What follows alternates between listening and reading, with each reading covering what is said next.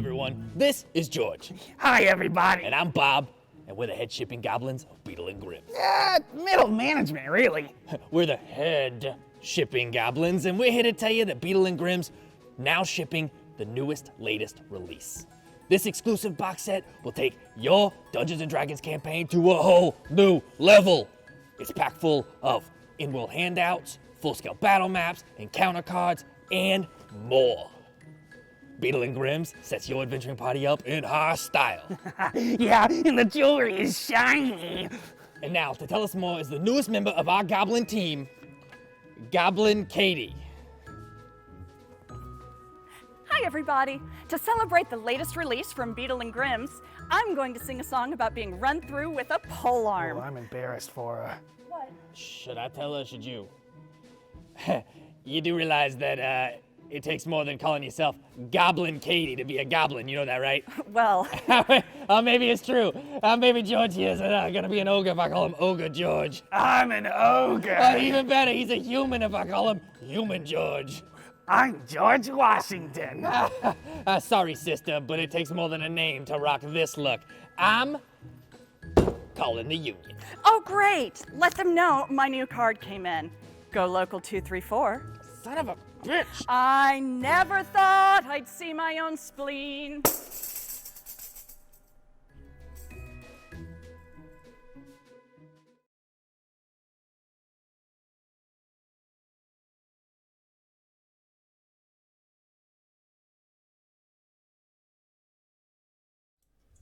Hello, we're live. Thank you for joining us, Band of Badgers, as we descend into the first layer of hell once more. Avernus, yes. It's hot, I should have bought sunscreen. Let's do it. Yes, but not as hot as me. Oh yeah. Oh no. That is never funny. So, my name's Joe. I know. My name's Joe, and I'm going to be your DM for this evening. But of course, what is a DM without a group of players to meander through my story like a smack of jellyfish? So say hello, players. Hello, players. Hello, players. Hello. Oh, I've got no fingers. And we would also like to welcome our special guest this week joining us. Thank you very much, Drew Stratton. So, Hey, Drew. big thank you. We'll be catching up with Drew in the halftime break as well to ask him some questions about all sorts of crazy things, including beard products, I believe, is one of the things that you... Awesome. Yeah, that happened. Oh, yeah, we knew Some that. of that. I'm fine with that. Fellow... Yeah, Joe is really looking forward to those beard. I wish I was prepared. Just wish I had some around here somewhere. Yeah. Yeah, I wish there was something I could show you that was pertinent to the conversation. Yeah. We'll also like to say a big thank you once more to our supporters, Beetle and Grimm, for their ongoing support with the channel and everything we do here at Badgers. We've also arranged a number of discounts and coupons and various other things that you'll see scrolling along below me here. So have a look for merch and whatnot if you're looking for things. So big thank you once again to my mate Sam for the awesome intro music as well. Epic. Go and check out good. Bleed Again. They have got an album coming out very soon, so have a look for that as well. Thank you also to Sean TW, who I believe is in chat, for all of the amazing artwork that you see by the side of each of the players here, and obviously behind me as well. There's a code down below me for Sean. If you're looking for any character artwork for your upcoming campaign, please get in contact with him. So, good stuffs. Finally, a big thank you to all of you, the viewers, for tuning in. If you're new, welcome. If you're a returning viewer, I don't know why you keep coming back, but thank you. Because they love us.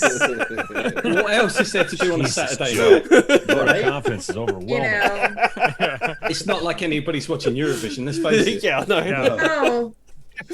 I want to be watching Eurovision. You're lucky I like you guys so much. Yeah. Oh, UK's got it in the bag anyway. If you're a new viewer, UK never has it in the please, bag. Said no one ever. Yeah. Easy. Hey, if the UK win it, then you all get inspiration. Vote, guys. Vote. Come on, UK. Yeah. I think the stakes need to be a bit higher than that, Joe. It should be something like if the UK wins, we all get magical items or something. Yeah, I think so. It's not going to happen. So. That's up the ante. I think it's a longer. I think it's a safer bet for you, Joe. It's a longer shot. If you're new, please hit that subscribe button, follow, etc. So get notified when we go live in the future. We're also on. Thank you to someone that just did that, which is Eric Frankhouse Presents. So big thank you for your nice one. Thank you. You can also find us on YouTube, Twitch, etc. Twitter. We're on Twitch. So, Is this what that is? Is this what this place is? So yeah. The other thing as well, when we go over to the battle cam, as viewers, you'll be able to see my screen, so you'll be able to see sort of behind the curtain, and you might be able to see things that the players can't. So please try to refrain from shouting about them in chat, so that we can surprise the players. I still want to be told if there's a beholder around the corner. Yep. Yeah. So no talking about the massive owlbear that I'm just about to throw at them or I mean, why is that even in hell? well, because he's devilish. Wrong place. They just get everywhere, those things. Yeah. And now I will hand you over to Cork for a reminder of what happened last episode with our Cork Diary. Cork Diary. Guys, what happened last episode? I don't remember. We went to Fort Knucklebone. They had friendly goblin creatures who were hilarious and made no sense. We also met with Morale, who was amazing with a bow. Never seen anybody better with a bow. Amazing. Can't even think of anybody nearby that's better with a bow. Oh, Al's here. Hi. Yeah. We'll let that one go. There was a witch in the fort called Mad Maggie. Mad Maggie recognized Lulu as a creature of Azrael's, or an old friend of Azrael, or something like that. Lulu's our flying elephant nightlight friend. Mad Maggie managed to realize that Lulu had memories locked away or forgotten. Despite being an elephant, they should never forget. Either way, we then participated in a ritual to help unlock the memories. In her memories, we saw the armies of Azrael retreating from Avernus. They looked battered. It didn't look like it went well. That it was not good. But this did trigger memories for Lulu, who now has an idea on where we should go. Mad Maggie was eager to help as well, and Mad Maggie gave us a demonic-looking, hellacious, big go-kart thing. It's so cool. It's got harpoons on it. Cork's currently riding on the front, just screaming into the wind. It's awesome. As we were going, another bigger hellcart thing was tracking us. Morale did an amazing bow shot. Seriously, nobody could do a better bow shot than that one. Hit someone while we were both moving. Incredible. Oh, an owl has claws now. Who knew? Now, we engage in go-kart combat. Thank you. Well done. Oh, go-kart combat. Excellent. So yeah, it is basically go-kart combat is where we're up to at the moment. You've just had another demonic like vehicle appear behind you as you're sort of driving along, and Morale, he fell from the side of the vehicle and then Misty stepped back onto the vehicle itself. And as he does so, he seems to almost carry on Misty stepping off the other side and off into the distance, as if how convenient. I know.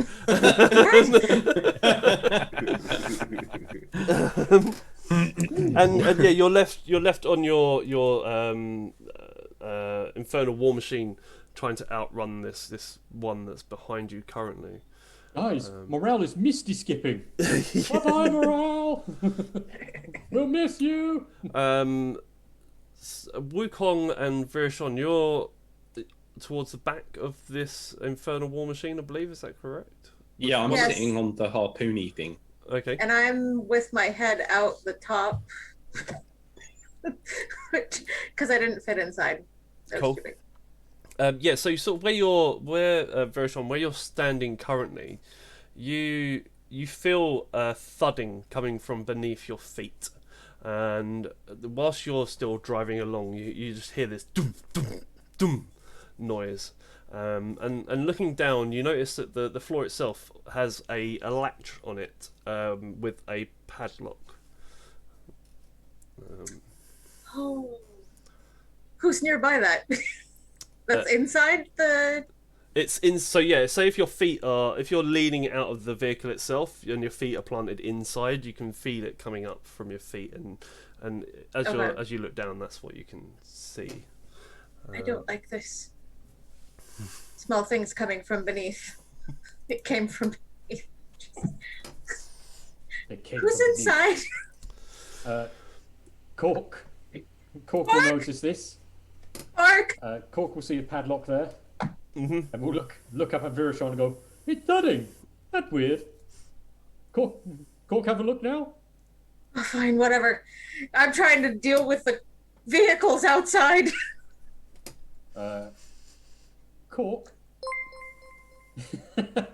Believing there may be someone underneath. Yes. Open it. We'll smack open the lock. Sure. So it's only a sort of normal padlock. You'd assume that Cork would be able to break said padlock, and opening up, you find a compartment that was probably like an area where people would store like luggage and things like that. However, a humanoid appears from within, and Tristan, would you like to describe what your character looks like? So I have a question for you, Joe. Was I stowing away in here, or did they lock me in? Like, do I have all my gear?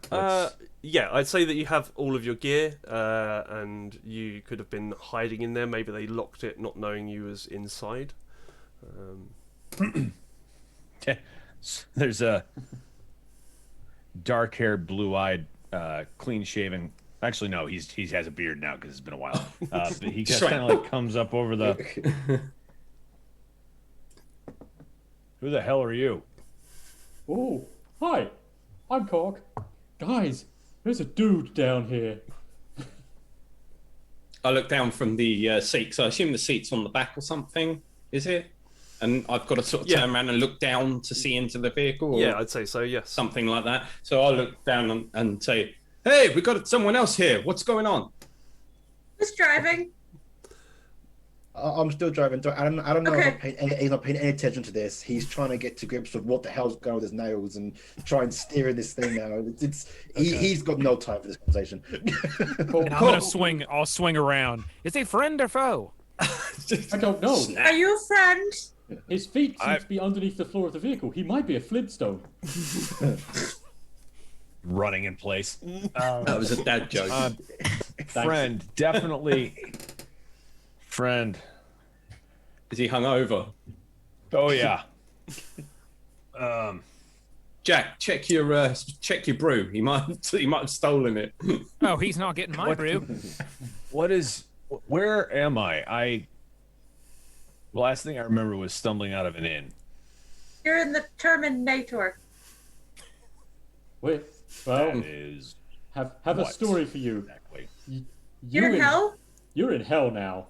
Welcome to hell, son. I'm sorry, what? He climbs out of the baggage hatch and kind of closes the lid. What is... Oh. El Terrell is now Hell Terrell. Somebody please tell me what the hell is going on here. That's exactly it. You're in hell. Guys, give him the abridged version. We don't have much time. They're gaining on us. How big is he? Gaining who? He's about 6 feet. Oh, okay. So yeah, he's pretty good size. Can you help him up at least? No, he hops up, closes the latch. He's like, what is happening? Where? Cork will wrap his Who are arm you around people? him and be like, "Look over there," and point to the city that was El Terrell, now floating in the reddened sky, held down and kind of slowly lowering by these massive chains. Be like, "That's El Terrell. It's been dragged into hell." And weird shit is going on. Behind you, you also Not- see this vehicle appearing. It's got large teeth on the front of it. It's much like the one you saw when you're in Mad Maggie's, and it's got a huge wrecking ball. And now that it's closer, you see that it's being piloted by a number of were creatures. So there's 3 werebores, one looking to be a lot larger than the others, is driving this vehicle, and then there's also 2 were rats that are also on board. Joe, as soon as they get into range of the harpoony thing, I will commence firing. Yep. Guys, we've got some time. They're not quite in range yet. Ooh. Tell me. How far away are they? I'd say they're sort of 200 to 250 foot away from you. They're close, but they're not close enough to start shooting at yet. Yeah. Okay. Cork, still arm around new friend and go. So, as you can see, new friend, evil vehicle chasing us, we in vehicle, riding along in the hellscape, city now floating, and we made new friend. What new friend name? Tristan. Right. Tristan here. He says he helped us fight. He visibly sobers up. He's like, what are we in? And he starts looking around to see what this vehicle is. He actually has land vehicles as a We have another driver. Yay! So yeah, the vehicle that you're in is called a Tormentor, and it's kind of like the one that's you're being chased by, but smaller, more compact version. It's like a 4x4 dune buggy with added extras of like a cup, like a. You're going to say cup holder? Yeah, it's got a cup holder. It's got cup holders and air conditioning, and it is 40 soul coins to the mile. I don't think you need heated seats in this place. 40 miles to the soul coin. No, with a sort of javelin launcher attached to the back of it. So, got it. Is there a spot open that he can Yeah, Virashan's in it. jump in? No, I mean like one that's open that like he can help assist. If somebody's already driving, he doesn't have to do that. Are you hungry? The only other sort of weaponry on the vehicle itself is the javelin launcher that Wukong currently sits in. Got it. He's going to take a second and we'll look at the people that are following him. If like how far away are they? You said a couple, like 200 feet out. Yeah, currently. He's going to use Know Your Enemy. Mm-hmm. He's going to try and take a minute and observe these creatures outside of combat and see if he can learn any information about them. Yeah, sure. Good idea. So it's really hard drinking with his claws on. Yeah, he says, Virashan, he's like, yes, very hungry. Do you have any eggs? No, but I have a good berry. And she'll give you a single berry, and I'm sorry, but it tastes like shit. It's weird how everything tastes like shit. Beets, got it. Or olives, probably more olive taste. It's more like gruel. Yeah, it tastes like, you know, where you like eat a lot of really rich food and then you do that belch. It tastes like the belch. Solid. Wow. So, focusing on these creatures, yeah, you do notice that they are all lycanthropes, and that the main boar that looks a lot larger than the others is currently wearing a sort of ornate sort of thing that he's got across his top of his head, like an amulet around the top of his head. Okay. Yeah, It's like a circlet. Yeah. Okay. Okay. Yeah, it says if I can get at least a minute, it says I can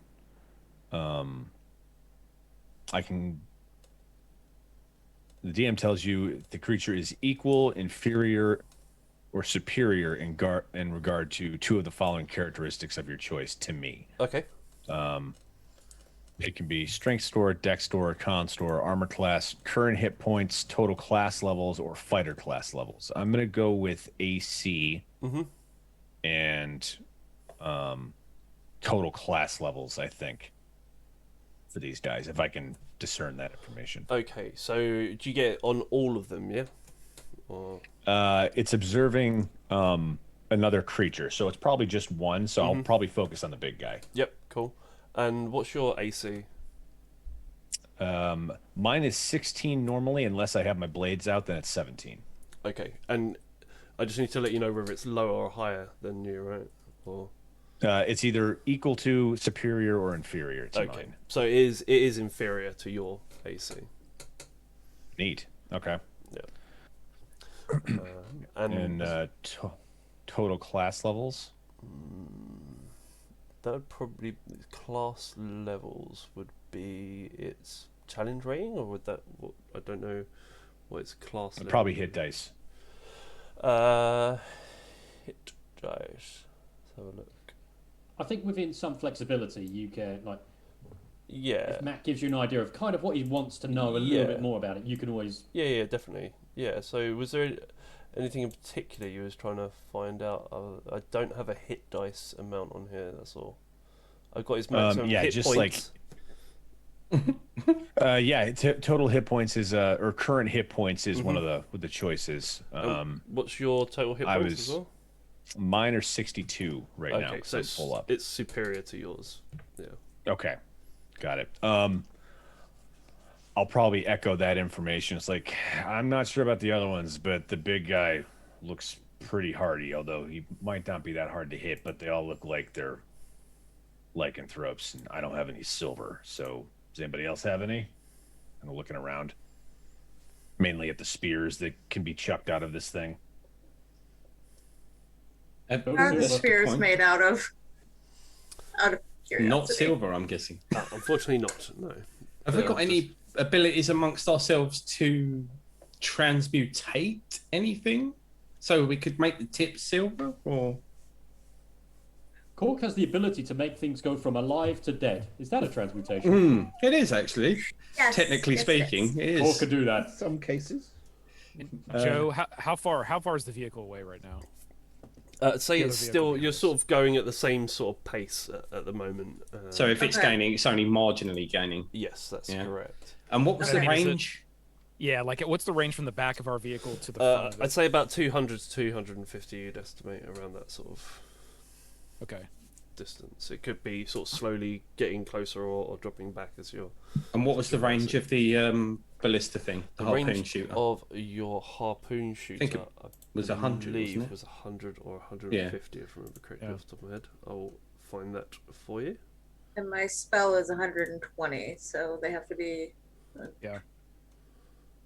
bit closer. So Jack will turn around to the group and just say, well, we got a choice to make. We either let them get a little bit closer, or we try to outrun them, because they're outside of our range. Spells and harpoons. Good observation. We want to take the chance. Maybe worth it. We could. Where are we going? Yeah, where are we going? We could feign. We could feign weakness to gain an advantage of surprise. As in, we drop back, act like the vehicle is damaged or something, or. Elinar's still trying to steer with claws. The claw. I don't know if. Do you want me to take over? I have a. Oh yeah. I want to say land vehicles is dexterity based. Is that right? Yes. So I have a. Yeah. So I've got out of game. I've got a +6 to it. If anybody can do better than that, I'll. Might give you a chance to sort out those fingernails, Al. I don't know. Yeah, just kind of shut. That would be useful if you could, please. Yes. And whilst and he'll climb up. Kind of like have my foot on the pedal and prepare the nail file. as you hop on. So pull out this massive nail file. Start it up. Get out the grinding stone. Yeah. So as he does that, I'm gonna yell back. What's our new friend's name? What's your name, friend? Tristan. Tristan. Jack Toonhammer. Pleased to make your acquaintance. Same, Jack. Does he know where we're Go going? ahead. I have no clue.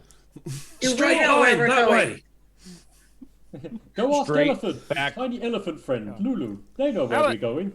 Eleanor, show him the way to Harem's Hill.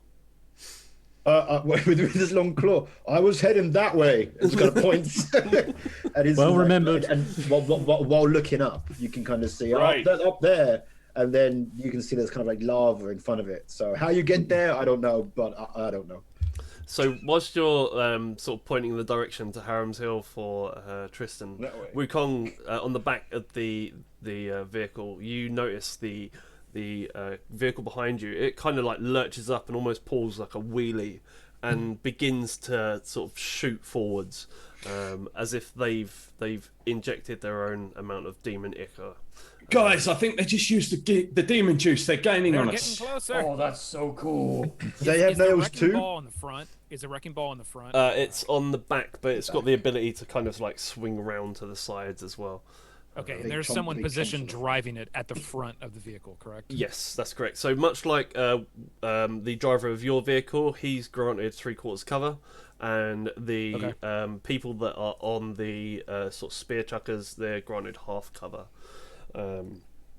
And yeah, this vehicle like lurches forwards and sort of closes the distance between you both quite rapidly, to the point where you can actually hear the people on it screaming and yelling, and they're all sort of smashing the side of their vehicle to make this like drumming sound as they approach.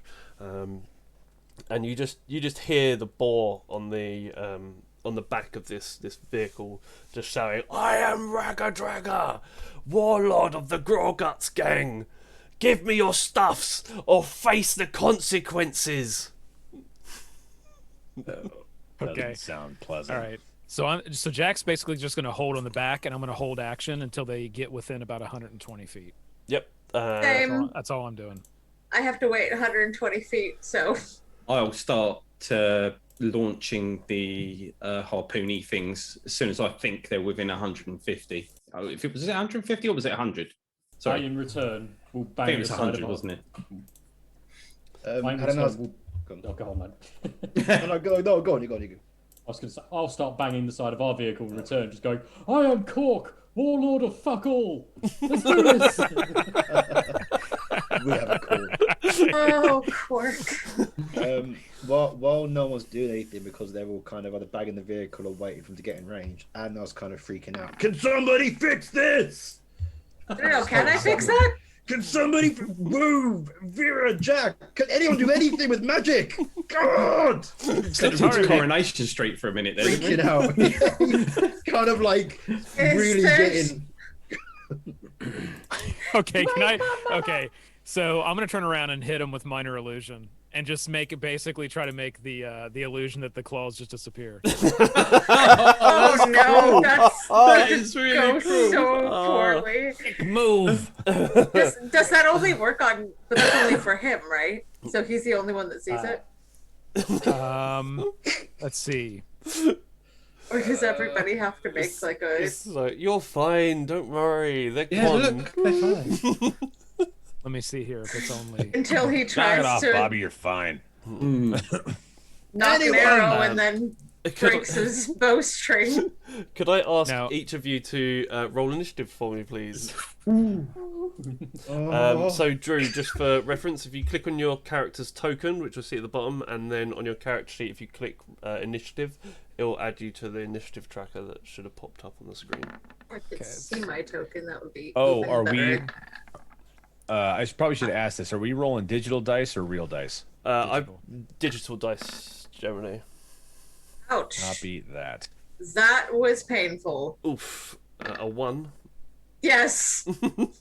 I get advantage on my initiative. So let me just 18 see. for me. I'll be going last. Let me know when you That need allows the me. vehicles to get closer. Why is it not putting it in turn order? Yep. So we're going to Oh, do I this as a can't- sort of theory of the mind type effort because I don't have a map for this. So. There we go. 17. I didn't put it in turn order. Yeah, it's No, weird, not yet. I haven't sorted it, and I'm just waiting for you. Oh, you sorted it, right? There we go. Boom. Yeah, I can't click these with my fingers. So yeah, the vehicles now they've sort of lurched forwards a bit. I'd say that they are around 150, around that sort of range. If you guys wanted to drop back to make them any closer, then I'm happy for you to have sort of slowed on the gas. Andrew's character hasn't appeared in the turn tracker. That's fine. I can add him. Their vehicle doesn't have any ranged weapons on it, does it? It has 2 launchers as well. Oh, it does. What are they smaller though? Do they look smaller than the ones on ours? The one on ours? No, they look exactly the same. They have poo. double the weapons. Oh, poo! It's got a wrecking ball, 2. So they can have 2 for every one of ours. Damn it! Double the weapons, double the fun. I'm just getting off. I'm just going to run that way. I'm getting off. Right, bye, guys. I've got my claws now. I belong here. Did Jack's illusion work on me? By the way, do I think? And everybody would see it. That's the way minor illusion works. The sound nice. or the illusion, everybody would see it. Unless you want to interact with it, then you got to make a DC intelligence check. Yeah, so I need to make that. Hopefully, I do better. Cork's not going to. Only if you're interested to see if it's actually real. So I mean, at this point, Jack's basically just fucking. He's just fucking with Alanars. What was the DC on that? 15. Okay, I did it. So you can know that it's not that it's imaginary and that they are still there. You don't have to tell Eleanor.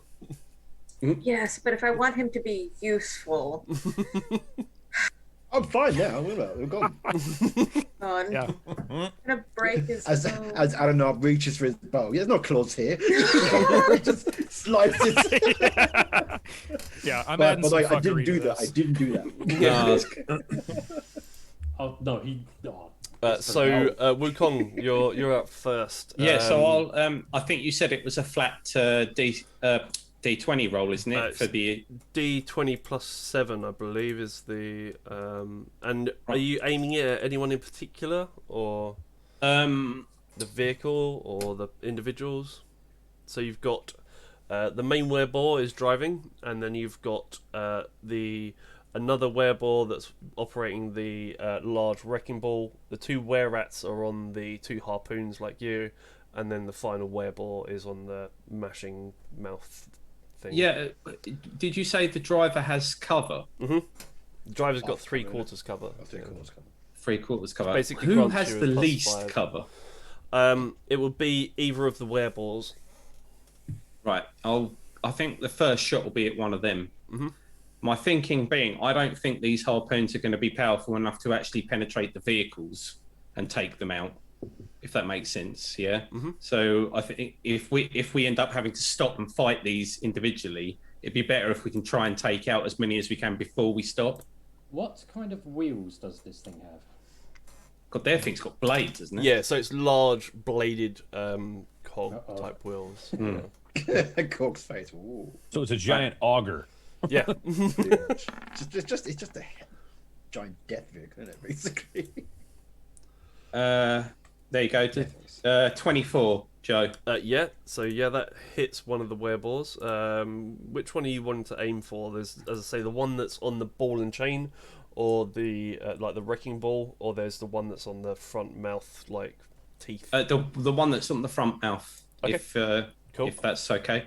Again, trying to avoid that. If he gets close enough, he's going to try and clamp on us with that, isn't he? Yes. I'm going to guess. Yeah. So, what do we do for damage on that? It should be in the description as well, which was 2d8 plus 2 piercing damage. 2d8 plus 2. Boom. Oh, that's good damage. 17. Oh, nice. Nice. Yeah. So yeah, that was a beautiful roll.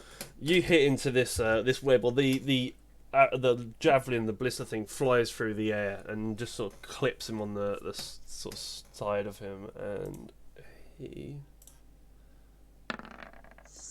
So he starts. Says bugger. Yeah. So as you hit him, he starts to sort of spin around, and he starts grabbing hold of the side of this the vehicle itself, and he slips, and you sort of see him almost sort of fall prone. He's sort of half hanging off the side of this infernal war machine now, and is currently out of action. Cool. Is it only one attack, I'm going to guess, with that thing? Yes, with that it would be, yeah. Okay, I think that's me done then. I'll do whatever. I suppose the rest of my turn would be reloading it up or whatever. Yeah. Jack, you're up. Okay. What's our distance now to it? Am I within 120 feet? As I said, it was around 150, unless you guys wanted to slow down. I sort of said at the start, if you guys were like, I all wanted to agree to be at a certain distance, and we can allow you to. Would we need to wait for Drew's turn to slow down, or can we just do it? I said it before we rolled initiative, so it's fine. Okay, cool. We can say like, I don't know, 100 foot if that's good. Yeah. Do you want me to get us into range, or do you want me to keep us out of range? I'd say put us in range. But what do you guys think? He'll slow down a little bit till he looks back, and it looks like they're starting to hit, and then he'll speed up to try and keep speed. Okay, and Jack can just turn around and give him the thumbs up, and I'm gonna hit him. So the creature that's driving the vehicle, is there any other creatures in that, cage with it, or is it just there by itself? Yeah. So you've got the way the vehicle's set up. You've got the main driver. And then to his both sides, you've got the two were rats that have got the javelin launchers, and then in the front and the back of the vehicle is the two wereballs that are controlling both the wrecking ball and the mouth. Okay, the one that is driving, can it see the other ones? Yes. Okay, so the window kind of wraps around, or its head's exposed. Yeah, I'd say it's got like a shield that almost goes around the front of it where it's driving, and then to its left and right are the two. Yeah. Okay. All right. So Jack is going to start to concentrate and focus on the creature driving the vehicle, and just start sort of like moving his fingers around his own head and just thinking about enemies, and he starts to chant enemies, enemies, enemies. They're all enemies, my friend. And just like casts his hand out and hits him with enemies abound. Nice. I had a feeling something awesome was coming. So does he need to do some sort of save or? Yes. So you make an intelligence saving throw. It automatically succeeds if it's immune to being frightened. So is this thing immune to being frightened? It is not, unfortunately. Okay, so intelligence saving throw, DC of 15. Let's go. Oh, I've just realised I'm whispering my rolls. I apologise. That was an 18. Oh, how convenient! Yeah, yeah, that was a crit. Yeah. Yes, he critically saved. No, I've literally only just realised. I'm happy to re-roll it if you want. I don't care. No, that's what you rolled. All right. Well, how do we do the whisper thing? Oh yeah, I'll just. It whispers it. It will whisper it to me. So. Are you sure that's what you wrote? Yeah. Yeah. So yeah, it just blocks it. I don't think there's anything else here that would happen if you succeed. Okay. Cool. All right. That's it. Cork, you're up. Okay. What do the harpoons look like? What, on either side? On the actual, not the gun, the actual harpoon itself. Yeah, what do they look like? I'd say that it's a large ballista of solid wood of some sort. It's just got a point that's shaved into it. It's not. They're not like nothing. Okay. Would Cork be able to tie a rope around the one that Wukong is loading? And then I think I see where this is going. Yeah, I like where your head's at. What, tie the other end to yourself? Yes. Because you're hoping that it weighs more than you do. Because that's amazing, I'll allow it, yes. You see Cork like halfway straight down because there's weight on the Cork will do that. And And he basically, gets dragged behind the. Oh, by the God. other end of the rope, and then just look over at Wukong and just go, Either this is going to be awesome or he's going to keel haul himself. I like this plan. I'm on board with it, but I'm going to say this now. If I miss with the next shot, it's not my fault. You just shoot in the other direction. Yeah, it's like, oh, you shot of like course 200 loaded yards on. behind them. Yeah, just thump up in the air. Yeah, All you- it all might be you worth see- considering that, Cork, because I'm doing this. Yeah. This is happening. Yeah, And Cork, dude. yeah, we're doing this. So Cork is wrapping the rope around just as tight as he can, not wrap around himself as a harness around his shoulders, around his waist, just fucking not. And then he's holding his great axe, and it's just so. He's just basically. I'm going to make him so hyper about it and just so happy about it that he is just staring at the vehicle with just blurred rage and just, which is me saying I'm using rage. you might want to hold on to the rope at the same time, because I don't know how physics is going to work in this situation, but the rope might actually go through you. Yes. Tears you in half. It's gonna be dangerous. Around the shoulders, around the waist, and everything. Who cares? Just do it. And this is how Cork died. Yeah. Nice. Cork diary. I do not Good luck. have true resurrection. Um, Good luck, Cork. guys. Good luck, Just guys. throwing that out there. I'll also allow you to maybe ready an action if you want, if you did end up landing on the other side. God. Wukong says to Cork, Cork, are you sure about this? As Cork lands, whatever target he's closest to, he's just gonna fucking come down with the axe. Are you sure about this, Cork?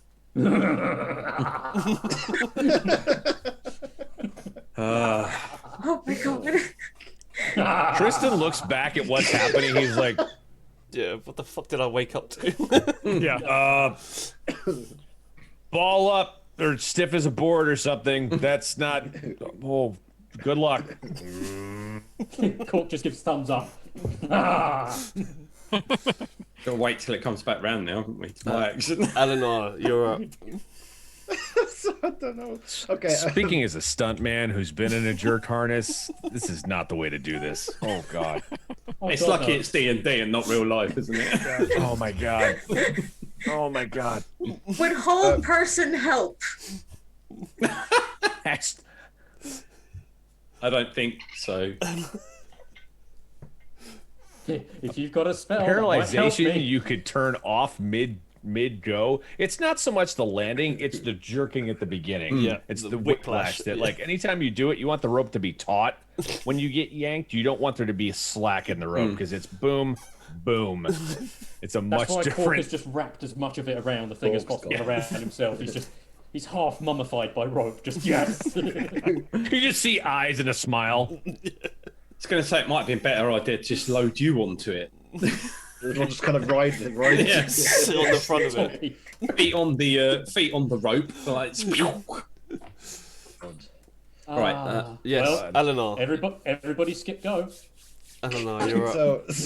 So Adana is very confident now that he can see his claws are gone because of this little trick that Jack's pulled.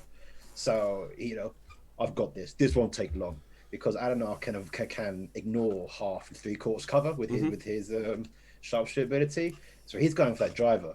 So as he pumps his head up, he gets his arrow behind, and then he feels that it's not quite gripping, and it's not quite doing anything. And he kind of brings his hand back again, looks at them, and he scales up with his other fingers and just looks at Jack, sits down, kind of tongues around his tooth, and just kind of stops because he can't do anything. And you hear a whisper from behind you. See, they're lying to you. And I don't know. I was just fixating on Jack right now because that shield sounding Yeah. pretty truthful right now. Jack does a little dance. make a little love. Get down tonight. Oh my God. Just a little bit of fun, friend. Have fun. Just staring. No, just staring. Just And staring. I didn't have time to see if I could fix it. All I had time to do was see that it was not real. So I just finished my go, uttering random words Profanities. to the shield behind me. Yeah. Nice. So the party can't hear it. I'm saying to the shield though. The other vehicle is going to fire both of its harpoon launchers, and the first one it will fire at Josh. You're still on the front, right? So it probably can't see very well, so it will fire instead at Jeff, who is at the back on his harpoon launcher. Who's Jeff? I don't know anyone in this game. Wukong, my bad. I'm gonna be on the front side. So you've got half cover, which I think grants you +2 to your armor class. That gives me an armor class of 20 then. Okay, so the first one misses, and the second ballista that it shoots actually hits. And we... Right, as a reaction, I do deflect missiles. Okay. And spend a key point. Nice. Yes. And I reduce the damage by 1d10 plus 13. Nice. Do you want to roll that, or do you want me to roll it? You'll roll that. I need to roll the damage for the actual ballista. Yeah, go for it. Do that first, because otherwise it's yes. meaningless if I roll. 2d8 plus 2. For I don't think 5. you're gonna need the No. Oh. So it's damage. 7 total. So yes, 7 points of damage. Oh, okay. I won't bother rolling then, because the plus 13 negates that. No point. Nice. That's how Wukong deflects the missile. Give us an idea. Yeah. He actually after he's just finished loading the ballista up, which Cork has wrapped the rope round, and he looks up and he sees this incoming ballista missile coming towards him, and he actually stands on the chair and jumps in the air, does a backflip and kicks it away with his foot, and then lands back on the chair and sits down ready to shoot. Nice. However, the large werebore on the top that announced his name as Ragga Dragga stands up once more and screams at you all. And as he does so, he touches his forehead, and these 3 rays of fire sort of lurch out and hit the ground towards you. And they are... 2 are going to go towards yourself, Wukong, and then there'll be a 3rd that goes towards, let's say, Verishon, hanging off the side. So I need to make a range attack on each one of you. So I'll do Wukong first, so 15 misses. As a 19, I believe, also misses as well. Unfortunately, you missed by 1. Nice. And a 17, Verishon, does that hit? I believe so. I do not have much for AC. However, it is fire damage, so you're resistant to that. Yes. Nice. So yeah, these 3 rays, they sort of scorch through the ground and lick up the side of your vehicle, but unfortunately don't seem to do any damage to any of you. And Tristan, you're up.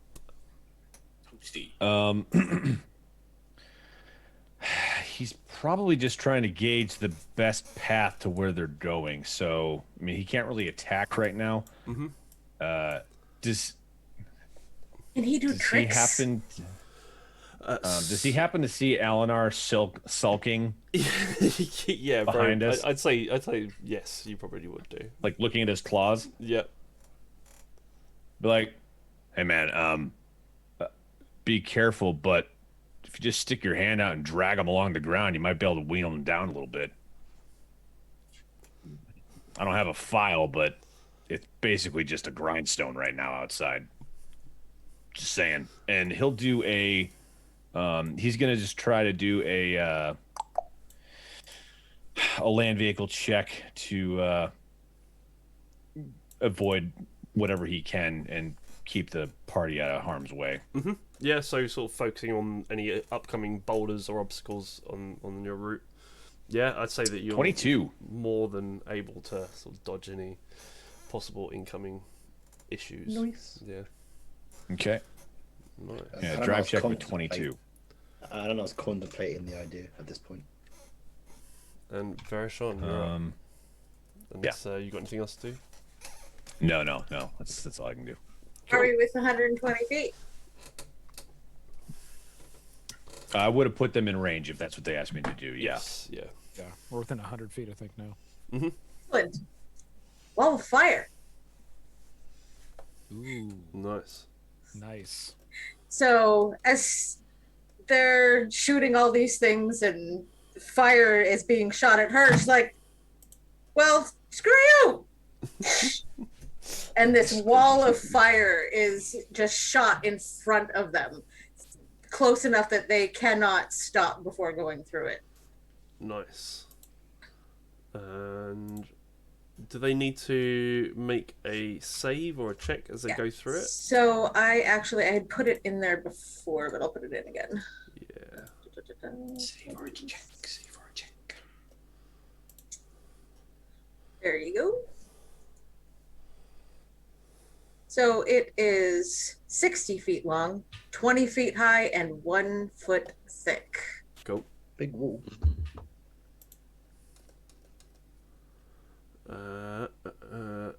If you could roll the fire damage for me now, and then when it's on their turn, we'll make them do the save as they drive through it. That was 5. Nice. Right, make sure I have the right dice this time. Cool. 17. Thanking you. And with my nifty new feat, it is not resisted. Ooh. Nice. Cool. Nice. Okay, perfect. Is there anything else that you'd like to do?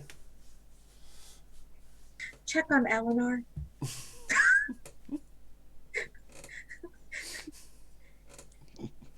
So yeah, this massive wall of fire has just sort of appeared in front of their view that they're heading straight towards currently.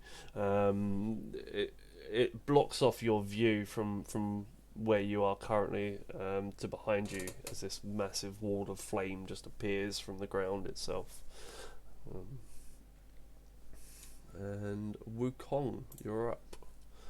So I assume that means I can't actually see them anymore. I would say that if you're doing a shot, it would be going through it. So what I'll say is we can do it with disadvantage. Wait, are we about to shoot Cork through a wall of fire as well? I am. Oh no! I could This is getting make better it, and better. Wait, I could make it a ring of fire, and then we can do like a circus performance with it. Yeah. You just with a cork-sized hole. That's all you got to do. As funny as shooting a flaming cork at them would be, I think I might hold my action until they come through it. Okay. So I'll hold my attack until they come through the wall. I didn't even I think that'd be the about it. sensible thing to do. Damn it. So also, technically, all we've got right now is a tied-up cork waiting to be shot across. Yep, holding your action to fire Cork Elevated across the room is. Yep. And I turn around and say to Cork, it's going to be a little bit longer, sorry. I can only imagine. Nice. I can only imagine our driver is woken up, believed that he's in hell with a group of circus. Yeah. Yeah. He's dreaming. He knows this is a dream. There's no other possible explanation. He's like, fuck it, I'll go along with it. Yeah. It's driving casually. He's thinking, Edward he's Scissorhands thinking- in the back seat, getting chased by werebores. I've obviously drank too much. Yep. He's thinking the only reason he's thinking of the name Cork is the thing he had to take out of the bottle from the thing he last drank. It's fine. Absolutely. It all makes sense. Jack, you're up. Okay.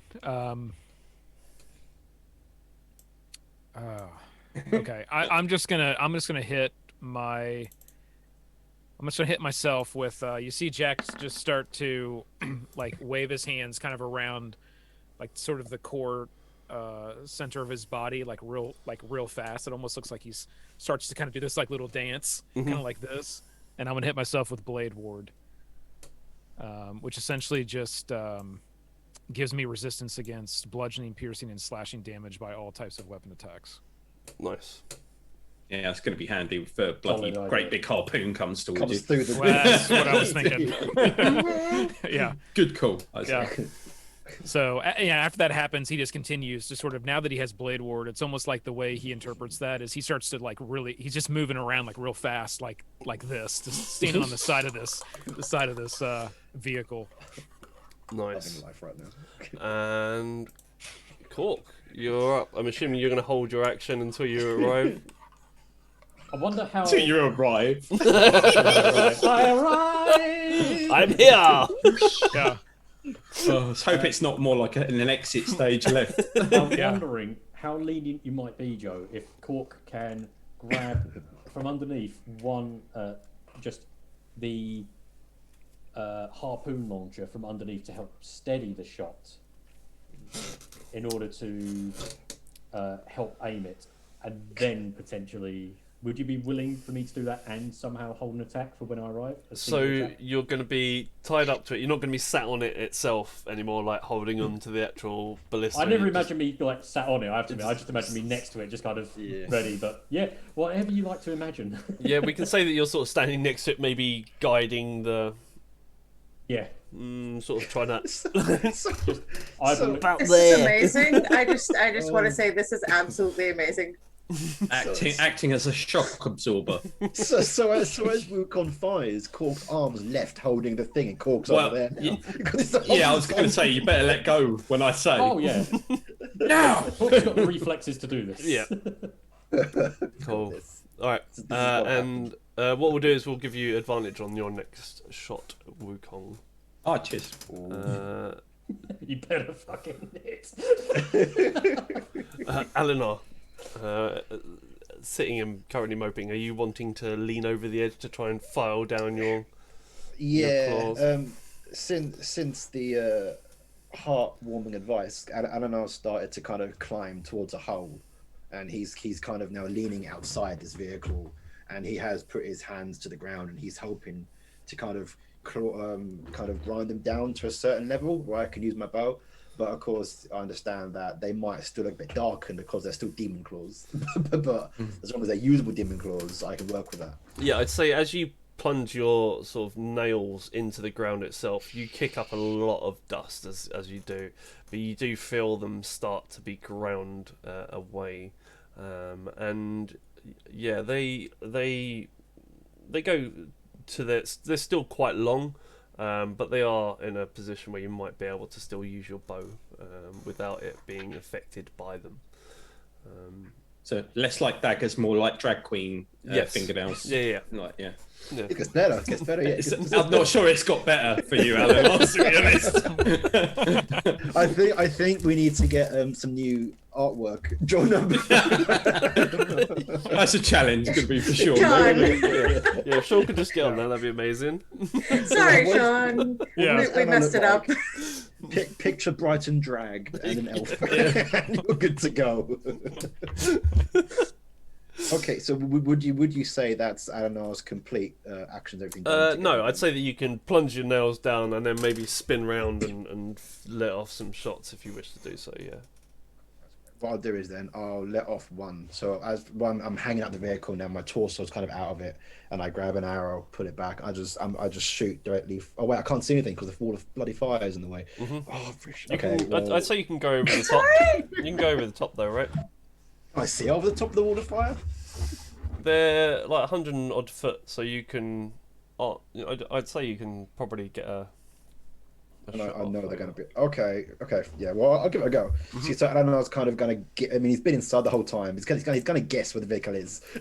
I'm so behind this massive wall of fire, so I'm going to be aiming up a little bit, and I want to go for the driver, but I don't think I can see that. So I'm just going to fire an arrow and hope it hits something at this point, and I'll just take a quick shot. I'm not going to fire one though. Not more than that. Oh, that didn't work. Hang on a minute, my click didn't go through. Right. Did that dice work? Don't think so. Nope. Oh no. I see nothing. Are you clicking on the item in your inventory rather than in your weapons up in the middle bit? No, I'm not. Oh, there you go. Sorted it. Hey. Cool. That's right. So it's 13, 14. Yeah, let's roll your damage. Damage is 26. Nice. So as you fire this arrow, it flies over the top of this wall of fire, and you see it just sort of disappear down behind it. But you, at the sort of few seconds later, you notice a were-rat come sort of tumbling out from the side of the vehicle itself and into the dirt. Nice shot. And it stops moving.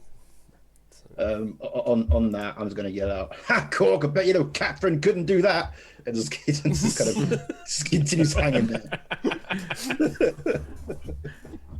Cork is just tied up. He's tied his ears up somehow. He can't hear you. Cork knows. Cork's anticipating whiplash, so has kind of done his best to put rope around his head. He's just barely moving, just an arm loose and an axe in one hand. Just I don't know if full well believes Cork heard every word he said, so he's going to leave it at that. That's him done. So I'm just still hanging at the vehicle, and I'll be trying to shoot from that point. Cool. So, very strong. Could you remind me of the 17 damage. It was a dexterity saving throw, right? Yeah. All right. So we've got. Let's hope they all fail. Him. Which I think what's the DC? 14. So that's a fail. We have 2 wereballs. Oh, they're whispering. Hold on. 20! Yeah, I thought I'd gone through and changed all these. So there we go. Right.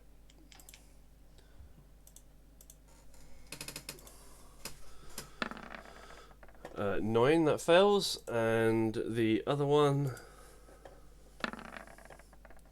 13. I think that fails as well. And 14. then finally one were-rat, which we are going to do. He's going to be the tough one, isn't he? Probably. They're going to be a barbecue.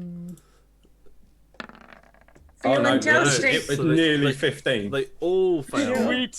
So they all take 17 damage. You hear the sounds as this vehicle flies through the wall of fire. You hear the sound of sizzling skin and screams coming from this this vehicle. However, you notice that the main rider, this large werebore, he's still standing. He's almost like driving it one-handed with his warhammer in his other hand, and he's just screaming at you all. And as he passes through this wall of fire, you see him lean down and pick up this jar that he just swigs from, and then he just spits it into the engine block as the vehicle just lurches forwards once more, and he just screams at you all once more again. I am Ragadraga! Prepare to be boarded! How many feet are they within the wall of fire? They have driven through the wall of fire itself towards you. So he's like just shot through it. However, you've burnt and killed all of his crewmates. So But is it just him now? it is currently just him. Yes. Oh, Wukong. Ooh. Fire across. Yeah, I'm going to try it. However, Point blank range. he first of all, as I said, he lurches towards you. I'd say he's now within sort of 50 foot of you guys. He also looks to have grown claws, much like Alanar's. Even better. Right, so can we jump in with the held action now? Is that okay? I am. Yes, because you do your held action before he does his attacks, right? I believe. I don't know how it works, to be honest. I think that's the way we normally do it, Yeah. So yeah, do your fire your I know you said your it was- cork. Load the cork! Fire the cork! I know you said it's Forgetting with uncorked. advantage, Yes. but Zug. I don't know how to do that on the individual dice, so I just roll a d20 twice. Yeah, do that. D20 twice plus 7, right? Yep. Oh, so the highest roll is 13. So that'd be a 20 in total because you get plus 7 on the. No, I already put the plus 7 on. Oh, you did. Okay. So you're trying to just fire him over there. I am literally trying to make him and the harpoon land in the vehicle rather than actually hit anybody. So the vehicle's AC itself is a lot higher than 13. I would say that you managed to propel Cork across towards the vehicle itself. However, grab onto it, Cork. Yeah. However, due to the sort of increased mass, the harpoon or javelin doesn't quite make it all of the way across. And Cork, you do get pulled along by this this thing, and you just get sort of dumped out on the floor in front of the oncoming. Jump on it! Yeah. It's okay. He'll probably go around you. So are we dragging Cork at this point? No, Cork's not on the vehicle. No, Cork's been launched off the vehicle into the ground in front of you. Cork is now between both our vehicles with an oncoming demon-killing vehicle going towards him at full speed right now. Yeah, Cork's going. It's nothing worse than he's faced before. No, it's good. It's fine. Yeah. Cork smash. That's... did you allow me to hold an action as well, Joe? I did, yes. Null and void? I mean, it would depend on what you was wanting to do, because I assume you was thinking of It's completely landing misfired, and generally, when you've got a hold action, you're holding for a particular event. Yes. Whereas our event has fucked off. Yeah, yeah. I'd say you needed to have rolled a bit higher than 13 to pull that crazy shenanigans off. Well, God damn, roll 20. Like Warner Brothers cartoon style, you fired into the ground and Cork's just gone. Yeah. Sorry. Yeah. No, however, Wile E. Coyote-esque. Yeah. The Cork shape. The large wereball, seeing this Cork just splat onto the floor, once again touches his forehead, and these 3 beams just shoot out towards you. And it's fine. Natural 1. Oh my god! No. Yeah, he follows it with a crit. Oh, shit! I got a natural 1 followed by 2 natural 20s. This is not good. God. Someone needs to work on that algorithm in roll 20. Damn. So it does 2d6 damage. Is that then 4d6 because of the crit? Or am I... I don't know. It's up to you, because you either double it or you roll twice as many.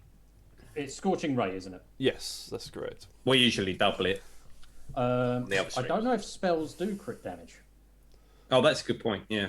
Cool. They should, if it's a ray, because it's actual. You have to make an actual attack with it, I think. Look at that, a 6 and a 1. Yeah, I think you're right. Roll your there, initial Drew. damage and give me a moment to look. I will. So the damage in total is I've got 7 on the first one and 10 on the next, so 17 points of damage. Just be thankful that Joe's not using a critical hit deck and he pulls out triple damage. Yeah. Don't worry, guys. Dave did on Thursday. That was quite amusing. I actually did rage, so it is half, no matter what. Nice. Tristan, you're Now up. you're extra raged because you fell flat on your face. Tristan seeing Cork get slingshotted off the back of the vehicle. Yeah, that changes what he was gonna do, because he was gonna try and find some place to make him drive off a cliff. But now that one of our companions is on board, that's not gonna work. I'm not on board. He's just out on the on the floor. Oh, wait, but on our vehicle? No, or he's on his? dirt. He's in the ground between the vehicles. Yeah, He's so just if you've laying got out the on the vehicles ground. like here, Cork's like in the middle. Well, shit. just Okay, I escalated. missed that part. I apologize. I thought you. Never mind. Is there any type of natural hazard, if you will, that is coming up that I could possibly lead him into? I'd say that the ground itself is littered with sort of pot marks and like holes and divots and things yeah, like that. no, that's not big enough for me. I'm talking like Yeah, I'd say angled I or get, like I get a what you mean, pit of like lava. a big fuck off rock. Yeah, exactly. Yeah, a big fuck off rock. That is exactly what I'm looking That's for. exactly what he's. Yeah, nailed it. That. Yeah. Yeah, I'd say those sorts of things are littered all over the wastelands of Avernus. So you could, sort of, if you're wanting to get next to him and try and almost like push him into said thing. Actually, he has another idea. He looks back at Alinar and he's like, "Hey man, you want to do that dust cloud thing again with your nails?" And he's gonna try and lead him and use that as a smoke screen to run him off said fuck off cliff. Yeah. So I'm assuming my nails are still long enough to cause something because they weren't fully fired, were they? No, they were not. I didn't know if you did both hands or not. I did. Yes, I definitely did. I don't know. Okay, cool. What the hell is the? There it is. Nice. Oh. Yep. Yeah. So we'll say that you can create a smoke screen and try to sort of usher him into the correct direction. Lovely, Rob. Yeah. Cool. Yeah. So yeah, it's I'm gonna try, and then I'll veer off at the last second when he does the smoke cloud and see what I can do with that, and I'll start to circle around back either way. Because of that smoke screen, I'm gonna circle around out of the way for him to go off, but also to circle around and pick up Cork. Cool. Uber for Mr. Cork.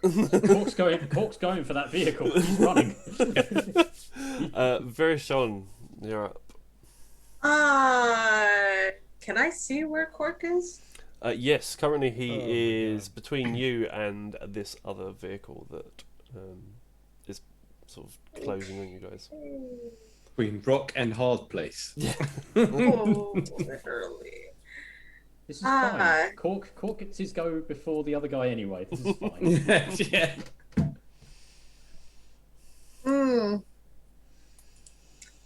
Yeah.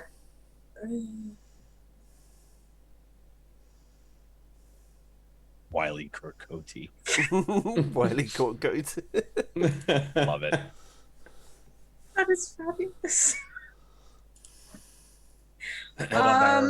Yeah, I'm just gonna hold for now because I am thinking that it's better to see where this is going before I do something. Yeah, if you want to hold an action, I'm more than happy for you to do so. You're just gonna sit there and go, "What the fuck is Cork doing?" Yes, that's kind of where I'm at. Like, what was you wanting to ready an action? What was you wanting to do? probably hold person so that he doesn't run off. Okay. Yeah. So if he jumps off the vehicle, or if what's the conditions for you? What's the casting that trigger? spell? Yeah. If Cork tries to jump on the vehicle, so that he doesn't end up on the vehicle while. Oh, cool! I thought you Mir meant the guy. No, for Cork, so he doesn't end up on the vehicle when Mir is trying to shove it off. Verishon just does not want you to have any fun, cool. Sorry, Cork, I don't want you to go into a pool of lava. I probably should say I did tell everybody my plan. I'm like, we're gonna pull an Ivan, so everybody hang on in about 3 seconds. Don't worry, this is fine. Cork fully realizes that his plan has gone to fuck. It wouldn't be D&D if plans didn't go to fuck all Exactly. the time, would it? I Right. totally agree. This is what makes it fun. Wukong. Can I get a shot off at them before everything else happens, or is it not really certainly. worth it? You're more than welcome to give it a go. Yeah. Yeah, I'll try aiming for the directly for the driver. Mm-hmm. D20 plus 7. Oh, it's a 19. Yeah, which hits. 2. What was it? 2d8 plus 2, wasn't it? I remember rightly. Yes, I believe so. 13 Nice. damage. Nice. Cool. I've only just noticed it has the little re-roll function. I could have been using that. I've been putting them in manually every time. Does it? Go. Cool. Yeah, so this ballista once more. This one like sails over Cork's head, and you just sort of see him. I bet it goes past Cork. You just see it fly past him and hit this werebore straight in the side. It, like clips him on his shoulder, and you sort of see a sort of cut form as it does so. And Wukong goes.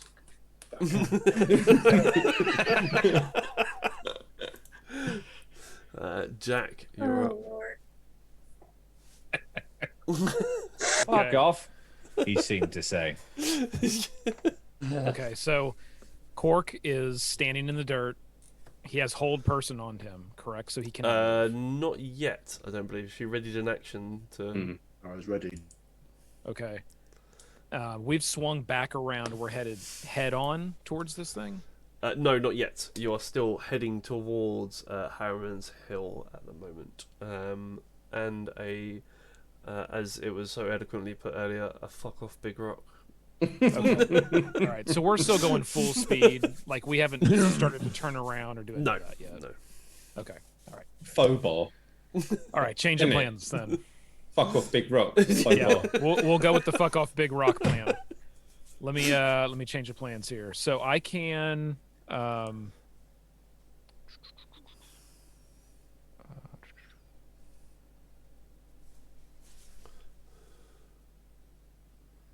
Okay, so it's still in 60 feet then. It's right behind us still. Then. Yes. Yeah. All right. Okay. All right. Then what I'm going to do is I'll kind of move around the back side of the vehicle, and I will appear that I'm trying to pull some vicious mockery, but I'm not. I am going to do I'm going to do a bonus. I'm actually going to hit a bonus action to nail him with unsettling words. So you'll see Jack take off his hat, and he'll start to like whisper in his hat, like he's talking into his hat. And that's basically like Jack whispering into his mind. Very unsettling things about you little rat bastard. He's whispering all these things into his hat. Your mother was a bacon sandwich. Yeah. So you're only the second best warlord. Yeah, you're only the second best warlord. Oh, that's so unsettling. Yeah. So that'll be one of my bardic inspiration dies, and I'll roll the die. And the creature, the creature must subtract the number rolled from the next saving throw it makes before the start of its next turn. Oh, interesting. So I will roll. Let's see, it's a 1d8. Second best. Oh, nice. 2 points for that Father Ted reference. That's by the quite way. good. Seven. Nice. Decent and roll. I do not believe my Jack of all trades would add to that, so it's probably just a straight 7. Nice. Cool. All right. So just remember, -7 on your next. Nice, hit that big fucking rock. Nice. And a Cork, you're up. So, quick housekeeping. Crits And then I'm do just going to affect- hold my standard action. Sorry, I'm going to hold my standard action. Okay. Yes. Crits do affect ranged spell attacks. So you need to roll the second lot of your damage. Nice. Or double it. Yeah, we said. I think it was 17, right? We'll just double it. Do you want me to just take the full whack of 17 instead of halving it? Oh, yeah, do that because you're raged, right? Yeah, just do that. Do that for this time around. Cool. Makes sense. Yeah. Damn right, it makes sense. Cool. Okay. Just want to say Cork bacon will sandwich. Cork will Love that. shrug off the robe and look at the vehicle. What does Cork see when he sees what's happening with the vehicle? So you see in front of you just these large metallic, like metal teeth that sort of move up and down, and these two like large cog-like wheels, and they've got like spikes on either side that just turn around and just dig into the ground as it spins, and that's the sort of thing that you've got coming Can I towards you currently. yell at Cork to move? Just got a Well, little Cork will hear you, and Cork will jump towards to go between the teeth and land on the vehicle. So Cork is raged. He's listening to no one right now. As you go to do so, I think Verishon's action will come into play, correct? Yes. Where she So we need to pick him up. I think she casts Hold Person on you. Yes. So that is a wisdom save. Cork. So, just so I understand what is happening here, you're holding Cork in place. No, don't try to understand. Just As the vehicle just do. Trying to get the... teeth is heading towards him. It's not how it was supposed to happen, but that's how it's happening. I'm sorry. So It was supposed to be so that we could pick you up, and you wouldn't Kristen's be up on front. Man, this dream is whacked. Yeah. So far, Well, Verishan's Cork is tried held to in make you place. through a wall of Friends fire. killing each other. This is horrible. What did Yeah, you Verishon roll for is the out- audience? Going out of her way to kill Cork on She's this trying to one. kill, she's trying to Jesus. fry Is there a you way that I and can- mow down. Do you remember how she sold her soul at the beginning of this adventure? Yeah. This Yeah. contract I'm worried is about. signed. I'm worried about where this is going. Watch this. You're just the first cheese Cork. that I ate. She's gonna get us all. Slowly gonna kill you all. You see the way she Oh, held God. my claws. Well, it takes concentration, so I can just break the concentration so that he can move again. There is that. In place. That's really good. So on your turn, when you break concentration, that'd be great. Let's get through the other turns, and I See think if the we enemy see goes you. before you. I'm fair. Yeah, they do. Interesting. I'm sure this is going to be absolutely fine. Yeah. What could go wrong? Sorry. I mean, it's not like Joe's DM. Oh no, Chris, Joe's DM. as long as you don't roll like a 2 on a d20, it's fine. Cool. So Cork is currently like frozen in space. This could not be a more amusing With this way vehicle for Cork to barreling die. at him. Truckosaurus. Yes, with these massive teeth. Am I supposed to? Oh my god. I thought our driver was gonna punt him into the fuck off rock I'm leading or him. getting the gourd. He was chasing us. I'm leading him, and then there's a smoke screen, so we can't see. And then I veer, and then he goes boom.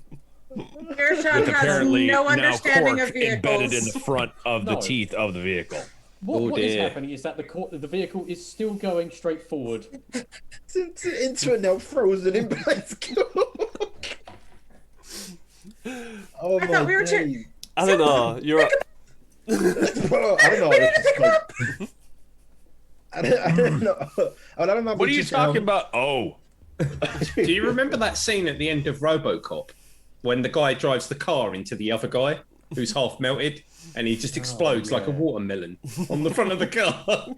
I think that might be happening soon. No. We need to save Cork.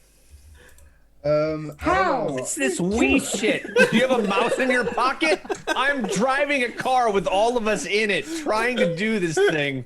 It's just not. Oh god, I don't know if we can do anything. Yeah. This is not. This is not good. Just get ready for the healing. Yeah. Well, I'm And still a holding sewing my. kit. I'm still holding my action. Yeah. So. Can you do something, Jack? Eleanor, you're up. Yeah. So I don't know. I'm gonna kind of like Trish. Am I still doing this? Because when I put my claws in, we will no longer see Cork because of the dust cloud. Do we want to see From a what char- happens? From a character's That's up to you perspective- guys. From a character's perspective, would you even know? I wouldn't. Yeah. Yeah, fair play. No, I am pulling maneuver 14B. I am not looking at what's happening behind me. So Oh, I'm like, card yeah, maneuver. we're doing it. Of course. Yeah. Yeah. Okay. Well, I'm just gonna go with that.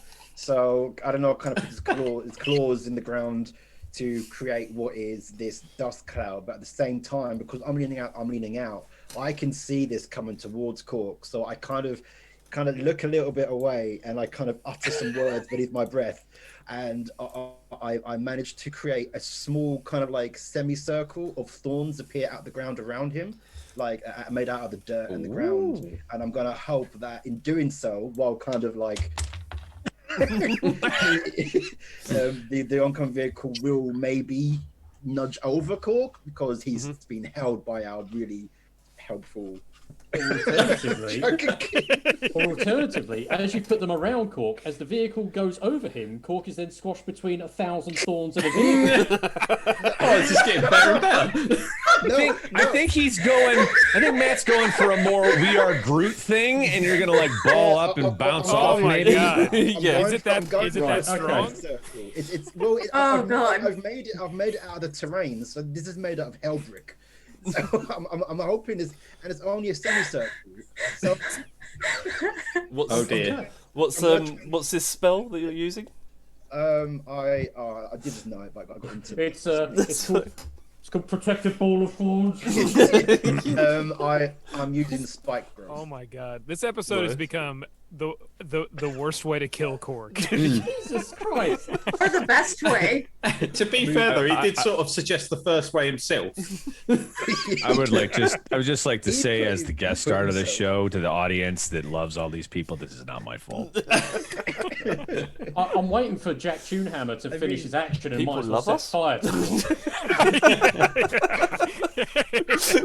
I mean, the spell itself, it kind of like twists the terrain into these different kind of spikes, and I mean, it will cause 2d4 piercing damage to the other vehicle as well. But I don't think that's gonna, it might have popped a chain tie. I don't know. Yep. But I have very much kind of done both Tristan's idea and try to help, but also try to ignore what's about to happen, because it makes the area count as difficult terrain, if anything. Yep. No, it's gonna shake a little bit. So Blood cast that, and of course spikes now go around Cork. Can I help for the best? We can't see him anymore. Okay, done. All right, go on then, Joe. I want you to look at the camera as you tell me what's about to happen to me. So the demon grinder, it bears down on top of you, and you're sort of stuck in place as you watch this thing its maws just almost engulf you. And the sort of chomper on the front, although it's not got a crew member operating it anymore, it is still spiked, and it does sort of hit you. Now, what does sort of it still needs to make a melee attack. So a 23, I'm assuming, does that hit? Yes. Okay, and as it does so, it does do a number of a 4-digit number of damage. yeah, only 13 points of damage. So as it hits you with its spikes, you do feel that the sort of things that Alanar has wrapped you in have protected you somewhat. Good. And it does. Nice one, Alan. It does push you off to the side. It doesn't impale you. Now the dust that was being kicked up from Alanar and the movement of the vehicle sort of quickly banking away. I'm going to roll a dex check at disadvantage for the vehicle to see whether it manages to spot, as it comes out the other side of that dust cloud, this sort of drop from this massive rock that it's going to go over the top of. And I think I'm -7. I think I'm -7 from Jack's thing as well, -5. which makes it a -5. Yeah, so That's impressive. So yeah, this You fail. yeah this large vehicle flies over the top of this rock, and you see it almost like majestically sort of fly through the air for a moment, and then it hits the ground and it just sort of starts to tumble over and over again on itself, and just as it's doing so, it sort of bounces up every once in a while, and you see gears flying off of it, and just sort of the wrecking ball come bouncing off to one side, and yeah, it just sort of starts disintegrating as it does so in front of you, and you would assume that that no one's probably going to walk away from a wreck like that. Yeah, unless it was Richard Hammond, and then he might walk. Jesus.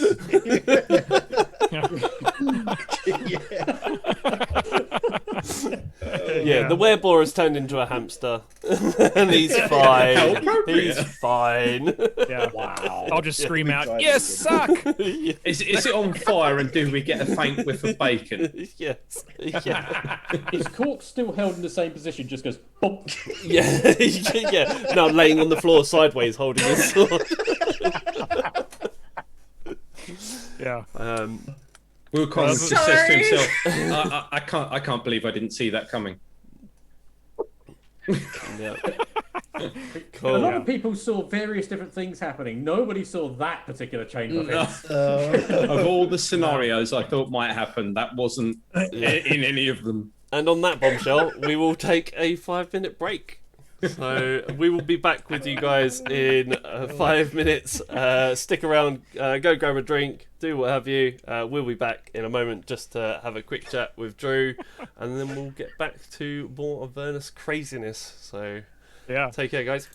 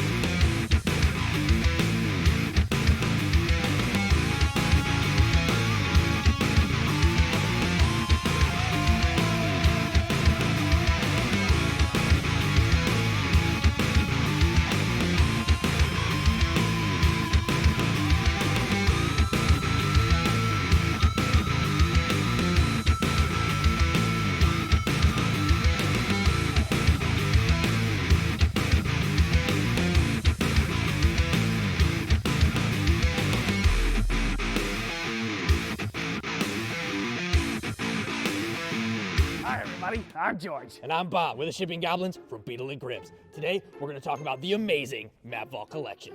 And with the Map Vault Collection, you get a bunch of gorgeous two-sided maps, all scaled for standard minis. Yeah, get yours now for the Map Vault collection from Beetle and Grimm, and all the players at your table will be revved up and hyper because the only thing they'll be able to say is... Yeah, go ahead and do it. Zorg! Yeah, do it again. Zorg!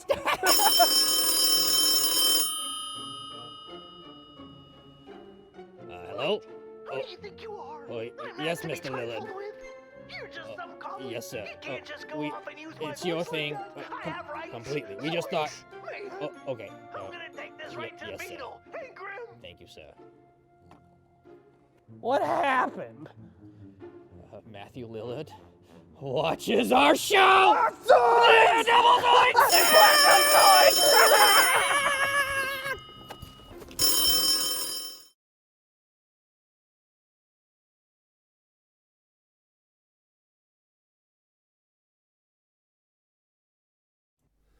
Hello, we're back. Thank you for sticking with us during the break, and big thank you to everybody that followed in the last part. So sorry if I couldn't shout out your names whilst you're playing. I did notice you, so big thank you to everybody that's followed whilst we've been playing. We have with us today Drew Stratton, who is joining us as our guest this week. So big thank you once again for joining us, mate. It's been a crazy start to the episode. A little bit. Yeah. Yeah. So first of all, did you want to let people know where they might be able to find you, like Twitter, etc.? It's got my actor one up there, which is Andrew Staten, or Andrew_Staten at Instagram. But you can find me on Twitter, on Twitch, on All those other ones. You can find me on Twitter and Twitch as Strength24. That's my handle. That's where I stream from. I'm on usually Thursdays. I do a show from 12 to 3 Pacific Standard Time called Artisan Industry, and we talk about artisan industry. Usually it's based around the film industry because that's what I'm in. Mm-hmm. I answer burning questions everyone wants to know, like what is a grip? And then I have guests come on every once in a while. My buddy Eric Frankhouse from Eric Frankhouse Presents was on Thursday, and we were talking about the ins and outs of negotiating being a freelancer and what that looks like depending on what your job is and just how to go about it. Time before that, my buddy Brady Morphy came on. He was in the writer's room for Grownish. Okay. So we talked about writing. So it's that type of stuff. Cool. And then I stream Phasmophobia Thursday nights, usually around 8. And anytime I can get on, I stream other stuff aside from Phasmo, like Sea of Thieves. I think I'm getting into Apex Legends. So it's random stuff. And I'm also playing in 2 games over. Well, actually, one is Eric Frankhouse is DMing both of them. We're doing a Pathfinder 2 game over on Eric Frankhouse Presents. Mm-hmm. That is the first and third Tuesday of every month. And then there's a show that actually helps build the world on Fridays. And then our side quest comes out on the second and fourth Tuesday, and that goes to the YouTube channel. And then our other game is a Cyberpunk Red game that we're playing in 2077. Because Red is based in 2045, but we're playing in 2077, the same time frame as the video game that just came out.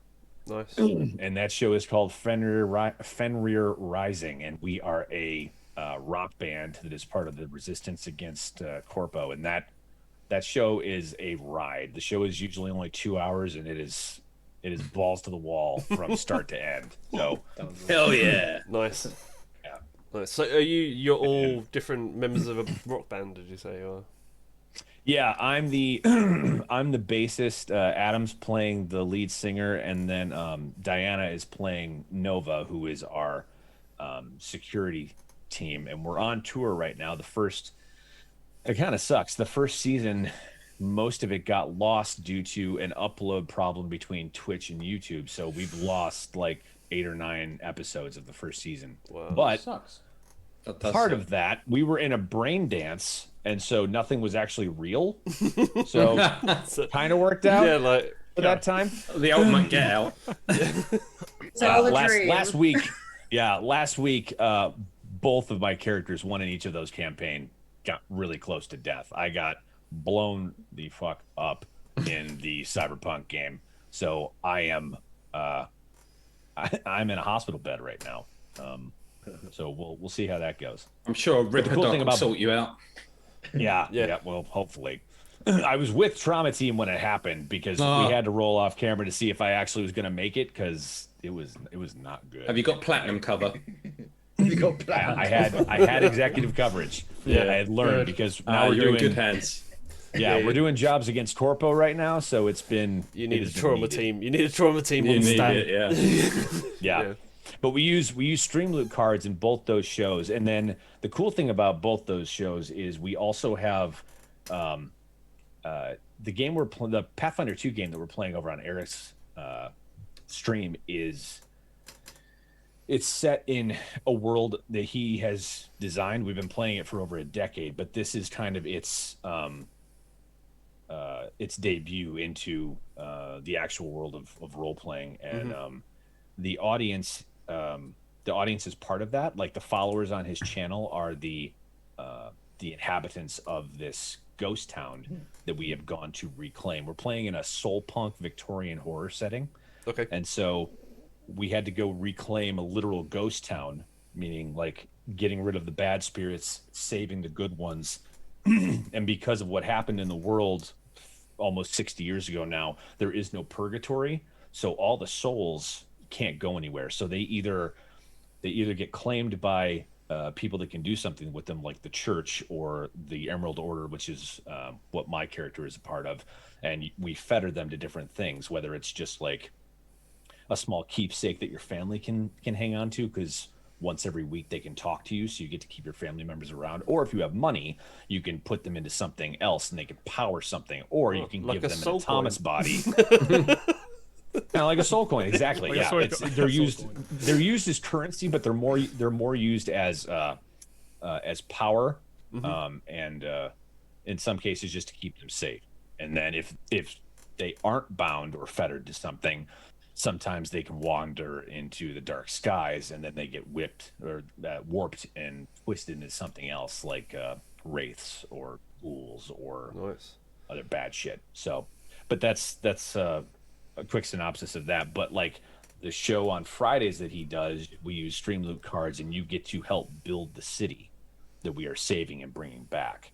So it's a way for the audience to interact with everything. And then for the Cyberpunk Red show, we play on Mondays, but the stream sheet missions that we do on, I think it's Wednesdays, the audience actually builds the mission that we're going to do. Nice. So Wednesdays is all about killing us. Mondays is all about helping us stay alive through it. So it's a blast. It's a lot of fun. Nice. The other thing I got told, the direct message I got was he also does beard care stuff. And I was like, oh, beard care stuff, that's interesting. And I started like doing a little bit of a deep dive, and you've got like heated beard combs and things like that, right? Yeah, so I'm glad we took a break because I ran to the bathroom to get it. So I'm a brand ambassador for the beard struggle. If you have a beard and you have not tried one of these yet, no. So the gold implements in here are heating elements. So it's a heated beard comb, and you can charge it and power it, so it's great for travel. But like it's is it like a hair straightener but for a beard? Exactly. Okay. That's exactly what it is. I've seen them before, but I've never. I didn't know. fantastic. You know when you see stuff and you're like, I don't know whether that's an actual thing or whether it's just like a wish type effort.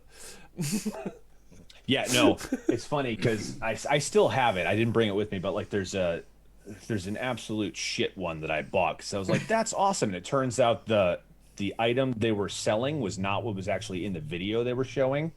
So it's just like a flat. It's like half of a hair straightener. It's just one heating element, and then they put this shitty cage over it. That's like, yeah, no, it's just you push it over the beard, and it's got like tines, but it's absolute shit.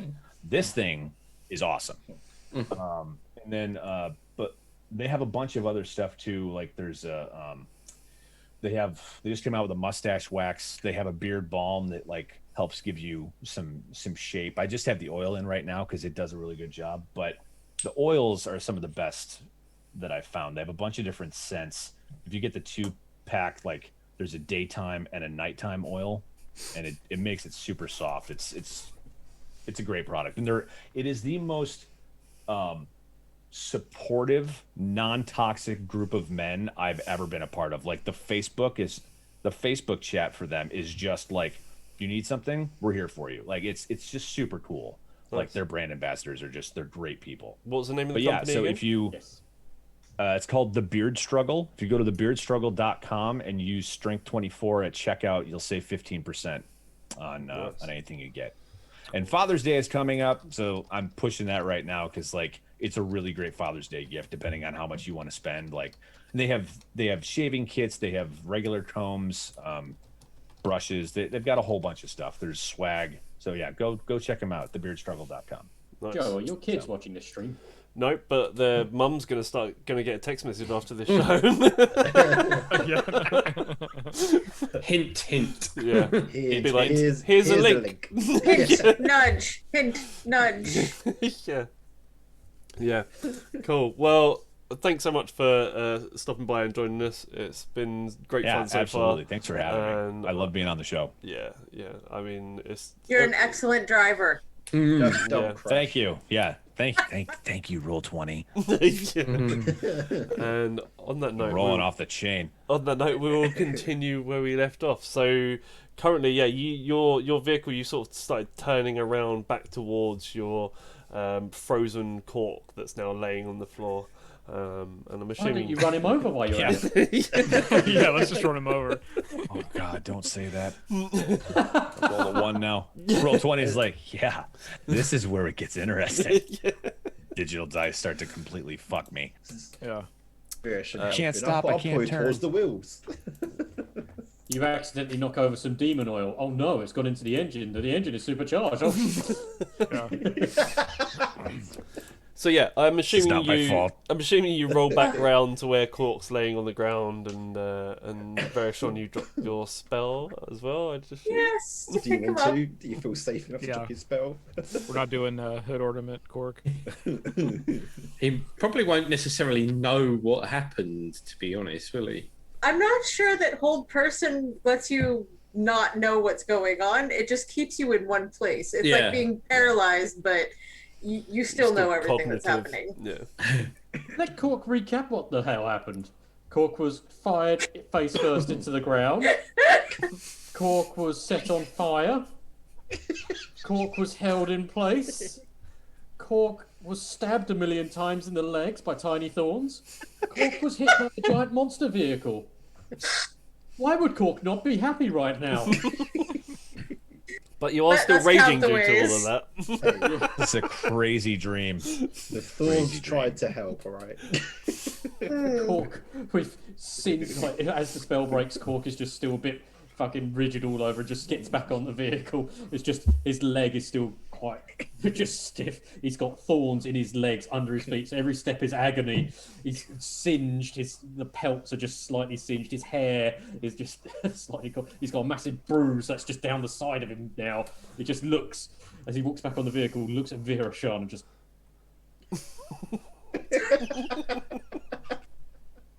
all aboard.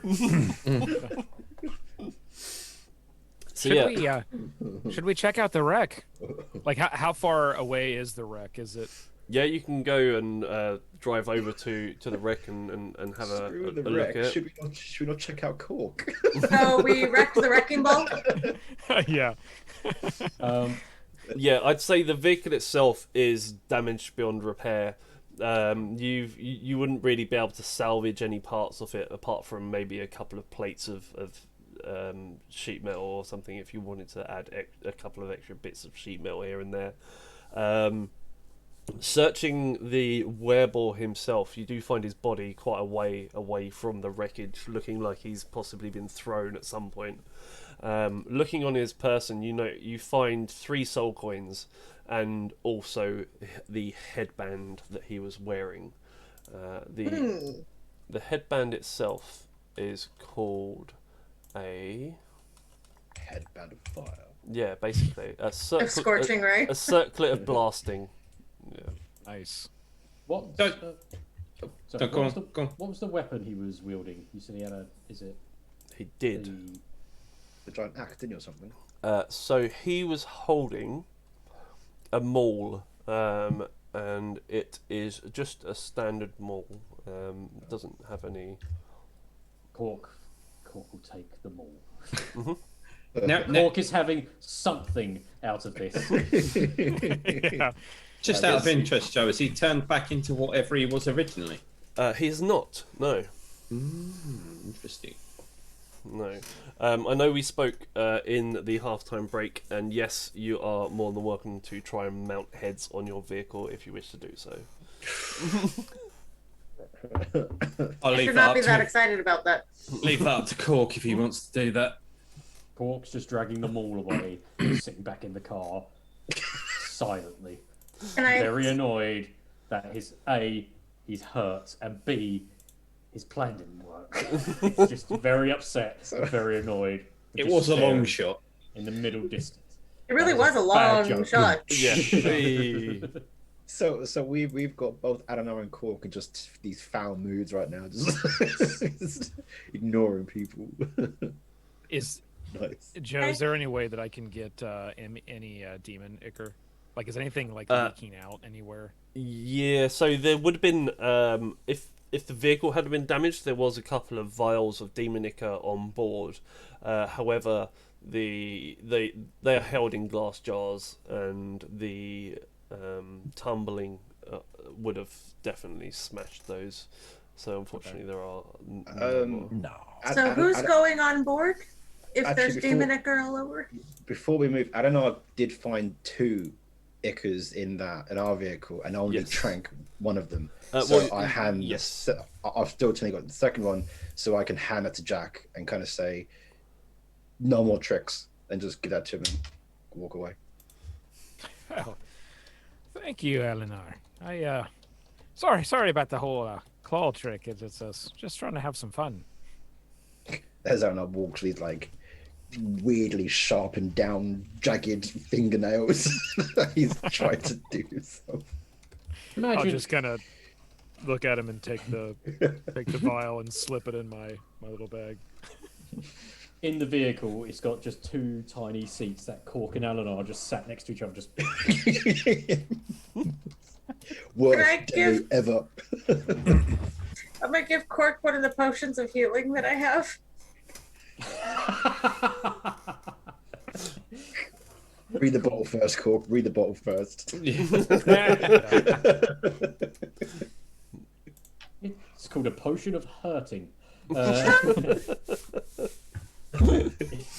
As you offer the potion, I'm assuming slightly timidly to Cork. Yes.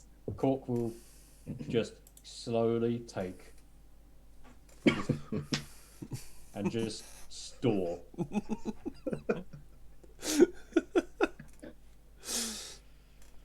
So, With sad dragon eyes. The party's emotions right now all over the place. and I am here for it. Just a bunch of Eeyores sitting in the car. Okay. Thanks for Thanks for noticing me. noticing. Yeah. So,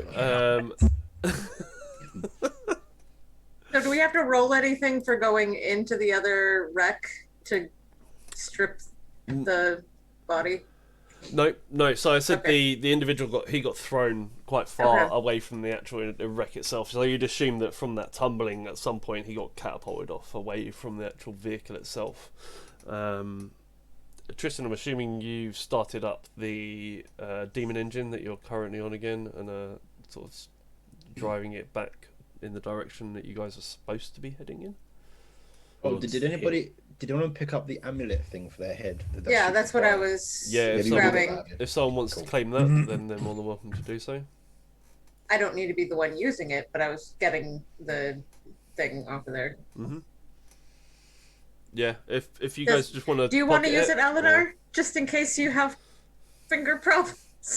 No, I've got a shield, thanks. It's got enough problems with that thing right now. Yeah. Okay, so I No, assume no we're all problems. driving. Shield is one. Sorry. No, go ahead. Go. I assume are we driving back now? Yes. So heading back towards Harriman's Hill, where you were originally off to previously. You drive for another sort of what you'd assume to be about an hour, and you come to the edge of the River Styx. If any of you are aware of the River Styx, it is hot. It looks like a river made of blood and lava, and it boils and bubbles, and you sort of, as you get towards the edge, you do notice that there are a number of jutting out sort of rock and bits that come off the side of the side of the river itself. There, however, doesn't appear to be any bridges or noticeable ways to cross the river itself. Is it like How these big is it? rocks? It's around 60. You'd estimate it to be about 60 to 70 foot to get across. Oh, wow. Adenar kind of looks over to Cork and kind of says, you fancy giving the harpoon a go and taking the rope over the river for us? I can actually shift now. Cork punches L. Oh. Right. No words, just a sharp look. Joe, Yes. is there actually? Are there any large fuck off rocks nearby Yeah, as I with a said, corresponding fuck off rock on the other side, like maybe a fallen bridge or something at some point that Yeah. we might be able to? if you're thinking of Dukes of Hazarding it across, then what I would say is that I'm not sure if the rest of the party told you, but if you throw the Demonica into the engine block as you're driving, it gives you a boost of speed, so you can proper like fantastic. yeah. Oh God. You can also drink it and spit it into the thing as well. Yeah, don't do that. That's how he got the claws. Yeah, no, I've been. Don't recommend that one. I've drunk enough for the day, night, whatever it is. So yeah, as you I hope I remember all this when I wake up. Yeah. as you sort of see a sort of rock that seems to jut out further than the rest, and as you're sort of flooring it with the Infernal War Machine, you dash some of this demon ichor into the footwell below you. Could you make me a Constitution saving throw, please? Uh-oh. Oh, me? 10 or higher. I might up that later because I enjoy some of these things. I got a 12, so Nice. just made it. Yes. So yeah, you throw the demon ichor into the engine block, and the wails coming from the engine. So you hear the sound. Basically, the engine's powered by screams and just torment, and it just increases even more. The sort of sounds and wails just become exponentially larger, and you hit the edge of this rock, and the vehicle flies through the sky and just gracefully lands on the other side, almost with just a bump rather than a thud or anything, and you just carry on your way across the other side. Awesome. Nice. And we go, yeehaw! Yeah, shouting something about them Duke boys. Boss Hog's not going to catch us. Kit Turbo. Kit Turbo. So, Where's Daisy? as you land on the far She was side, the werebore. Damn it! As you land on the far side, you notice a row of wrought iron trees that seem to lead to a summit of a steep hill. Anguished knights are impaled on the trees' metal branches. Their bodies writhe in torment as bloated sturges feast on their blood and fly to the top of the hill. And you can just hear the wails and groans of all of these men that line these metal trees all the way to the top of the hill itself. And yeah, it's just a constant... Sorry. We're going there? Yes. Yep. What does That Lulu is correct. say? On purpose. Like Oh, yes. we want to go there. This is the way. Yep. This is what Lulu says. This is keep where we going. should go. Let's keep Okay. driving. Sure. Why not? Speaking of Lulu, she's, I guess, still here. Yeah, she would have been Assuming either so. flying around or sort of sitting Okay. inside the Infernal War Machine itself. Maybe crawled up in the place that Tristan came out of to keep warm and safe. Okay. Did you by chance see an elephant? This small flying elephant? She's taking a nap. That's probably one of the reasons why you think it's a dream. Probably. Yeah. Dumbo above you flying around. It's like I'm done drinking for at least a day. At least until you're friends with Jack, and he can give you some alcohol. Oh, Yeah. Smells like cheese. Eleanor, Alright. you hear from your back, you hear, aren't there wails and torment exquisite? Not the word I would use, but it's not the worst noise in the world. Sorry, what? Adenar starts to agree more with the shield. Who are you talking to, Eleanor? No one. It's fine. Oh, okay. Cork will look over and went, Cork didn't say nothing. Buddy, how you doing? And so yeah, you watch as these sturges just sort of latch onto these people's bodies and just sort of start to drain their blood. And once the sturges seem to be bloated and full, they fly off lazily up towards the top of the hill itself. Looking up to the hill, the summit of the hill, you notice a tree that seems to be larger than all the others, made of wrought iron. Is there anything on that? If you were to go closer to it, I can Are we going let you know. closer, guys? Yes, Assume we're going so. closer. Sure. So Can you Yeah, drive that's us where we're going, over right? there? And we're still Can you driving. drive us there? yeah, so you drive Up to the big horrible tree of crazy and go. Yeah, that's Yeah. where we're headed. That's where you told me Yes. to go. So I'm. That way. Whose idea was this? Why are we going here? This sounds like a terrible idea. It was Lulu. The said to flying go here. elephant. The elephant, the flying. Glowing elephant. Yeah, glowing. Yes, she's glowing. Also. Right. Boom. I rolled myself a wisdom save. It's an 18, so I'm just like, yeah, fuck it, why not? Still a dream.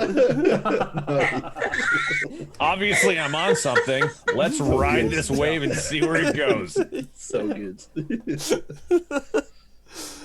So yeah, you make your way up to the top of the hill itself, and when you do so, you see this huge iron tree that seems to reach out its arms across the surface of the summit, and on this tree there seems to be another individual that is sort of pinned to it.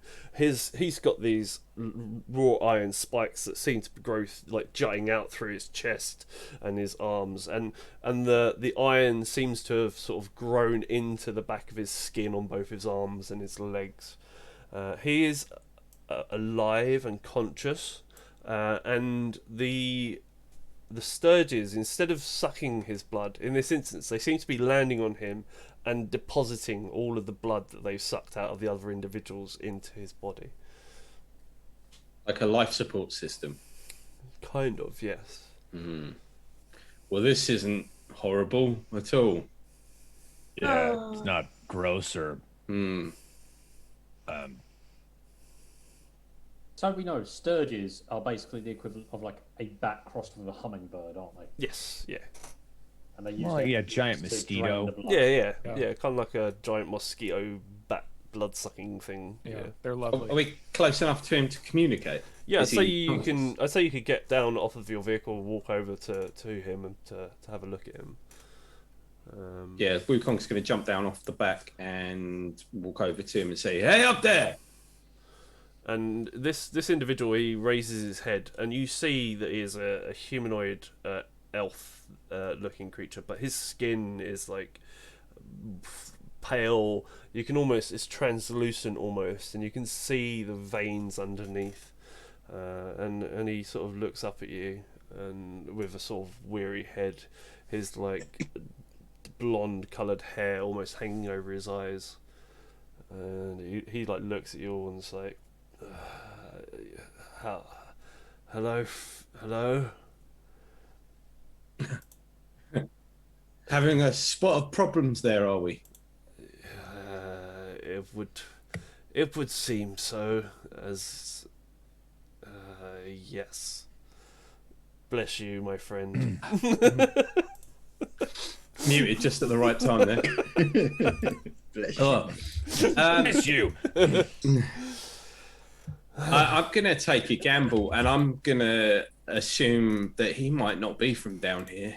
And I'm going to say to him in Celestial, are you from somewhere else? You could actually tell by looking at his clothing that I'll let you know that both him and all of the individuals that you've that you've gone past that are pinned up to the walls all bear the symbols of Elturel and their sort of sigils on each of those individuals. And he turns around to you and says, I'm not of this place, no. My name is Jandan Sunstar. Myself and Harriman, who this hill is named after, were both part of a host of warriors who joined the Angel Zariel in her assault on the Nine Hells. As we charged through the portal into Avernus, screaming our battle cry for glory, I panicked and fled back to Elturel. I betrayed my brave comrades and our battle cry by sealing the portal behind us. Me and my fellow deserters never revealed our shameful retreat and betrayal of Zariel. It was a badge of shame that the Hellriders, as they came to be known, would wear in secret until their grave. After years of anguish, I chose to face the sun and throw myself on the Vander's mercy. The prayers fell on deaf ears, and my soul was condemned to the Nine Hells to suffer for my sins upon this iron tree. Please, help me. I bet you're wishing you didn't run away now. If he was part of That's Zariel's cold, host, man. I always say it like it is. Considering where we are. Yeah. if he was part of Zariel's host, would Lulu potentially recognize him? I was going to say, so as he's sort of saying all this, Lulu looks at Janda, and you see a sort of pitiful look come across her face, and almost like sorrow. And she sort of turns to you all and says, I'm sorry, my friends. It would seem my memory of the Bleeding Citadel is hazier than I initially realised. I need to ponder my dreams once more, and I hope that I can figure out where it might be. I'm so sorry. And she sort of flutters off in a sort of depressed state, and goes and sort of almost sits at the edge of this precipice as well. She can sit in the back with me now. Yeah, it's a chair for her. So is Lulu going? So Lulu is going to be pondering, trying to come up with maybe some answers. Mm-hmm. Yes. Can I, by chance, provide Lulu a bardic inspiration to help with that? Yeah, sure. Okay. Good idea. I will do that. So I'll walk over to Lulu and just kind of like pet her head, and I won't do anything like, I'll just sort of just more of comfort, but then I'll provide Lulu that bardic inspiration. Cool. Good idea. And Eleanor, you hear the shield once more. It just goes, cut him down. Do it now. I don't know, just goes off into some kind of, he looks like he's in some kind of trance state, but he's just slowly walking towards this hanging person, and he's kind of contemplating what to do, just kind of staring at him right now. but his hand is on his bow at the same time. You're right, Eleanor. Oh, what are you doing? You're gonna help him down, and he starts. Tristan starts moving forward as well, and what world is the city from that got pulled down? Elturel. Yeah, that's What the world? What world? Yeah, what world is the It's the main like Faerun. So yeah. Faerun? Okay. Yeah. You guys would notice that he has like the look of Luxan territory. Like that's where Tristan probably came from. Dark hair, blue eyes. And he'll walk up next to Alan and be like, "So, what are you thinking?" Like looking up at him as well. Melanar kind of looks at you and then looks back at the person again, and he just kind of utters the words like "why," but directing it to the shield, not towards Tristan. I just want to see what's going to happen. Do you know him? I do not. Can I roll? Sorry, go ahead.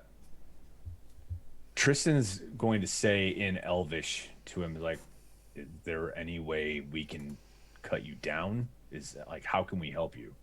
And he'll respond to you with, I do not know. I've been impaled. I assume you could tear me down from this tree." That doesn't... Tearing down off of this thing doesn't sound like that's going to go well. It does in the not, long but run. I do not know how much longer I'll be here. If he was part of Asriel's host would have been here over 50 years ago. Mm-hmm.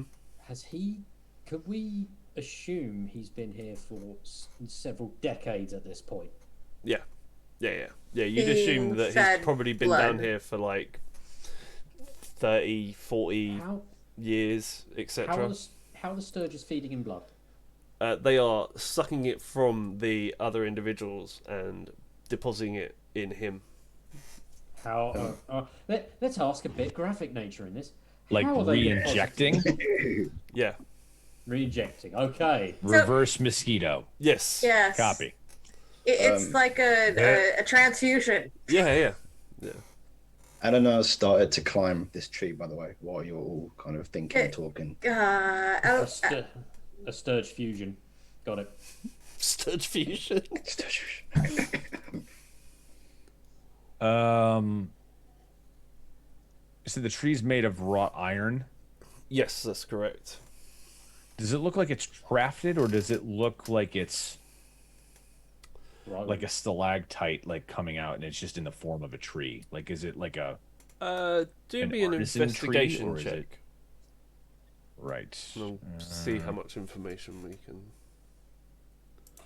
6. So looks Looks like a tree like a that's tree. made of iron. No, a tree. Tree. You can tell that it seems like it's almost jutted out of the ground because the earth around the outside has been sort of displaced almost. So it looks like a normal tree would look if it had grown out of the ground. So think a large oak, but in iron. Got it. So it's got roots and things like that, or is the ground like more? Yeah, erupted? you would assume that it would have roots around the bottom of it as Okay. well, as if it was. Yeah. Elf kebab. Lovely. Yeah. I was wondering, would a medicine check be any use here at all, or no? See which bits we can tear off without killing him. Medicine check. Yeah, that guy should be dead. Yeah. You can do a medicine check if you want. No. If I was on the right page, that would be even better. I've got to change my page as well. I'm wondering if actually my intelligence is a 12. I wouldn't even think of that. So when he said help him, I say to him, by help you, do you mean end your suffering, or do you mean to try and help you down? I have been here, I do not know how long. I just want to die. Okay. Best way to make him die? Does a 15 get me that? I mean, Cork, it's time for reverse necromancy. The old double necromancy trick. Gotcha. Well, I assume I can see this because I'm about 20 feet away with Lulu. Right? Yes. And Eleanor, what are you up to? You said Alan, you was climbing the tree? Yeah, Alan has been climbing, and because he's still got the partial claws, he's got that climbing ability still. And beautiful fingernails. Beautiful fingernails. Yeah, they're all jagged. Archers.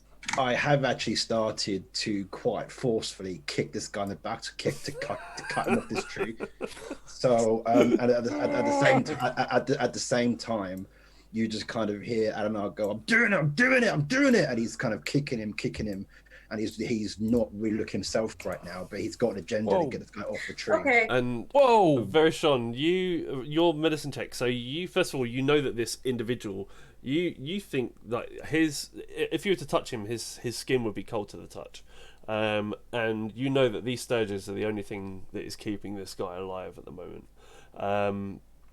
and the fact that this tree, when you rip him down from it, it probably will kill him due to the fact that the way that the trees almost infuse itself into his back, plus the spikes that are going through his chest in various places. Is that the most grimmest kind of Mortal Kombat fatality? Yes. Yeah. Well, before you kill him, ask him about the sword. I'll yell from where I'm standing. Adamar doesn't respond to that. He's getting him off the tree. He's trying to cut. Verishawn's going to try to get Eleanor off the tree. How far off the ground is the... let's call him victim. Victim number one. Yeah. So yeah, take a word. I'd say he is quite a way off the ground itself. Probably about 4 or 5 foot to his feet before his body itself. And then you've probably got another 3 to 4 foot before you're getting onto the actual spikes at his chest, etc. I mean, the grimmest thing we could have done would be for Cork to just yank him by his legs. Oh. I got the feet! Oh, God. Oh. Yeah, you do, but the rest of him is still on the tree. He's still being fed. We should probably ask him questions before he dies, because I think he's going to die no matter what we do, to be honest. Yeah, well, we need to get Eleanor off the tree first. Make a wish. Why don't you use third person? Sorry. Bitter much. Oh, winging it. What could go wrong? Wow. Damn. Is he here? I have an additional slot for it. At this point, how far do you think Alanar's got to get him off the tree? He's cutting the fused bits and trying to kick him off the spike. Yeah, I'd say you're like freeing his shoulders and his upper arms at the moment, and Can you're I sort of thorn hacking whip away. him down? Helping. Jesus Christ. Helping. Yeah, so if you're wanting to just try and all pull him down, you're more than welcome to do so. If Jeff, you was wanting to ask him some questions before he died. Yeah, before he got pulled down. Sorry, was just thinking. Assuming Lulu's not going to remember stuff straight away, I was just wondering if he would have any clue where the sword was. So he says that he does not. The last I saw of Zariel, she was surrounded on all sides as I closed the portal behind me. At that point, she still had her sword. Can anyone think of any other questions, just in case? But this was where the portal closed, though. Yeah, so this individual is the person who shut the portal. Okay. All right. Leaving Zariel trapped in Avernus. Dishonorable mutineer. What sword? What is? Who? Sorry. What are we looking for? There's a sword. What? Well, the next like kind of piece of the story or relic that I guess we're searching for is a sword that Lulu mentioned as part of her dreams, and if she can get to like the sword, I guess that will help kind of maybe unlock some more memory about what's going on. And I feel like I guess the sword is the sword of the angel, correct? Yes. Yeah. Okay. So I guess maybe she is remembering this is the last point that she saw the sword. But the sword, I guess, is potentially not here. It's just she saw the portal closed. This is the last point of where she saw the sword. And there's nothing that would be sustaining this portal. It was just a portal that was opened and closed. There's no like Stargate type. No, thing no. So the portal was opened by Zariel.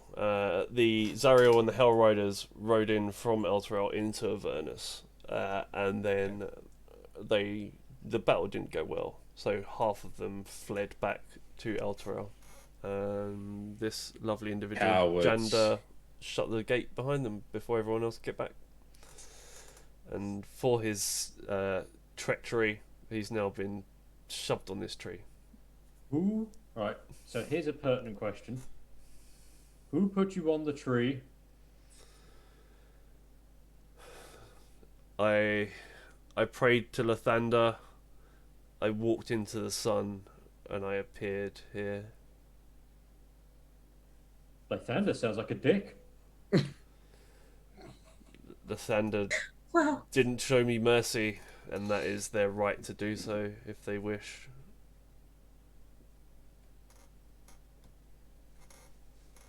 Well, everyone, grab a leg and make a wish.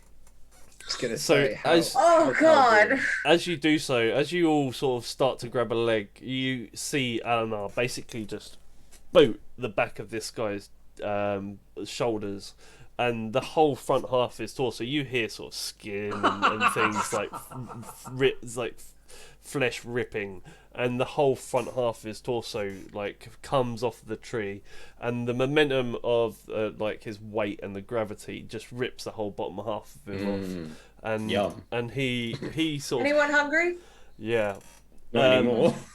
As he falls from the tree, you see that you think he's about to sort of hit the ground, but as he does so, his body sort of just turns into ash and just scatters off into the wind, away from you. Yeah. Did he just get dusted by Thanos? Yeah. Yeah, he's got Thanos. And Alanar, you just hear, that's interesting. Cork's made many bodies before. Not many do that. Don't breathe him in, whatever you do. I don't know. Responds with what were you expecting? Nothing. I just kind of casually slide down as if I didn't do anything. I'll just keep on walking as normal. Lulu comes flying back, seeming to, with the help of Jack, have sort of had a more. She sort of turns to you all and once again telepathically speaks and says, "Having pondered my dreams further, with the help." Whoa! What is that noise? Hi, new friend. That's Lulu. That's the. He turns around like, that's you? That's that thing talking? Yes. Yes. She talks in your head. Sure. Okay, yeah. Cork will let's- go up to Tristan. Cork will we'll go run up to with that Tristan. too. Cork will go up to Tristan and go, "You've been snorting too much corpse dust." Held my breath. I didn't take any. You know what? And he walks farther away from the tree. All right, I'm listening. Go ahead. Having pondered my dreams further, I now believe that the place that we're supposed to go was a great castle, surrounded by a lake of boiling blood. Here, I hope that we shall find some more information about the bleeding citadel that covers the sword of Zariel. What the fuck did I drink? Not enough. And you will notice, guys, if you look on the map, that there is, in fact, a I was tower going to say, is it the centre one? on the island that is surrounded by... Is that where you're clicking? Yes. And So back where we were. that place is called the Tower of Sorry, you started at the end there. Yep. And The Tower of. and For you, people who might not be able to see, it looks like the Tower of Saruman, with prongs sticking up the top of it, except for it's on a small island and surrounded by. Yeah, it's on Lava the goo. it's on the I've, feed I've now. whacked it on there now for them all. So yeah. It looks a little bit like Orthanc. Does anyone have a boat? So you look at the map and you do notice that the cartographer himself has written a note next to it that says, "A tower tumbles between planes on the whims of a mad mage. Where it goes next, nobody knows." Oh. Does that mean it's not always there?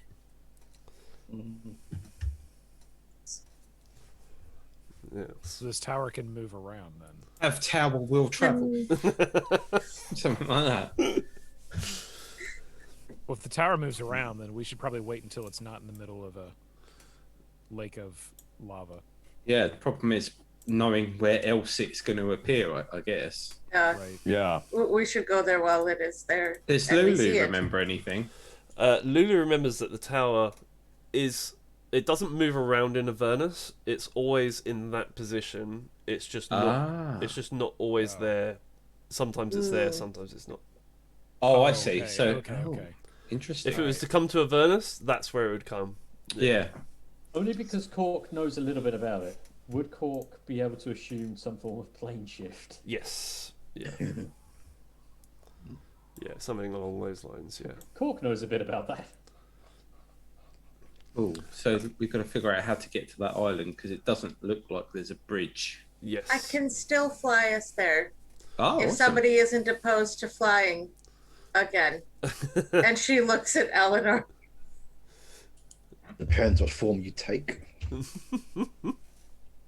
Picky bastard. So what we can say is that you once more jump across the river Styx. So if someone could, whoever's driving, if you could make me a Constitution saving throw once more, please. Oh See the boy. driving again. Come on, Drew, you could do it. Come on. Drew. Yes, safely. The hell is my save? Sorry, stand by. 2 seconds. Constitution saving throw? Yes, please. Nice. Oh yeah. So yeah, Sleep. you just. Oh, that'll do it. got For an 18. those watching, Yeah. 18. So yeah, you dash more Demonica into the engine block, and it just shoots across this river, landing safely once more on the other side. As you're sort of driving, now that you've like done this a couple of times, and it's increased the amount of like output of the engine, on the way to the Tower of itself, you hear the wailings of the engine block itself. They seem to sort of like stop every once in a while, and then seem to sort of slow down and quieten, and you feel the engine just sort of shake and shudder as you sort of start to slow down. I think we're running out of juice. We need to deposit a soul coin. Yep. So someone keeping a note of how many you guys have got. I don't know if anyone's. Oh god, how many did we have to start with? Because we've now got 3 extra, haven't we? Yeah. Yep. Yeah, so now we have if we use 1, 2, 3, many. I 4. thought you picked up. I thought you So we picked have up 4 5. left. Did we start with 3? I thought. We started with 3, we used 1. And We got 2. Right. We got 5 then left. yes, Yeah. because you Sounds would have about had right. 6 in total. Yeah. Six So we in got total. I 5. thought you said. 4 left. Sorry, Joe. 4 Didn't left you if we say use he another had? one.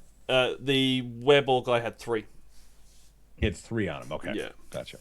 Yeah, so As 5 sounds about right. Yep. As we put the coin in, I just imagine it's just like one of the little ones you find outside of a supermarket. Yes. Yeah. Just the coin slide.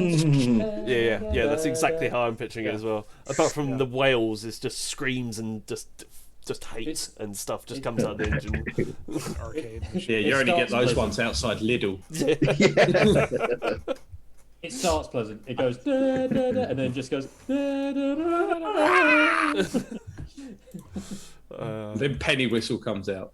Pennywise. Oh shit. I think Bearshot's getting to really enjoy this whole flying through the air on a vehicle thing, and be like, can we do this again?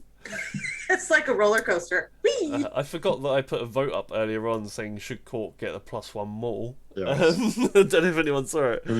It was thick unanimous. It looked Yes, like. I knew what the answer was going to be before I put it up. I just thought it would be funny. It wasn't that I disregarded it, chat. I have noted it. So yeah, turn your normal maul into a +1 maul. Thank you, everyone. Awesome. Yes.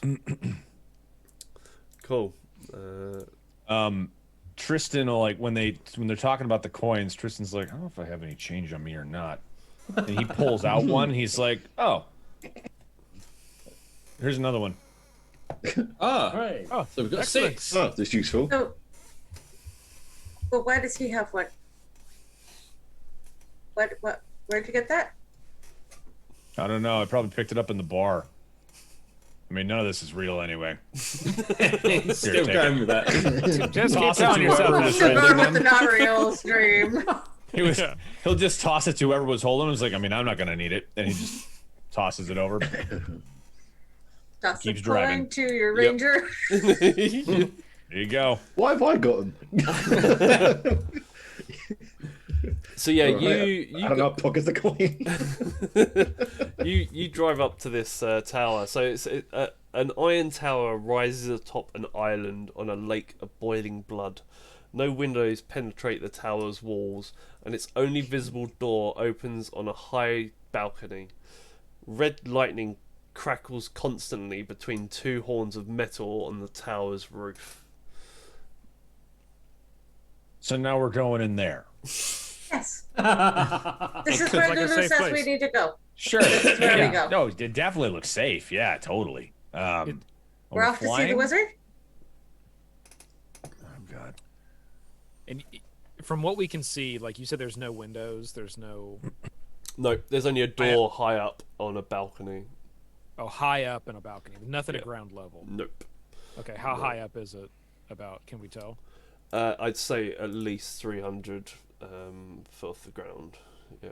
Okay. So we've got to get up there then. You do notice, however, around the base of the tower is a number of humanoid-looking creatures that seem to be sort of milling around the bottom of the tower itself.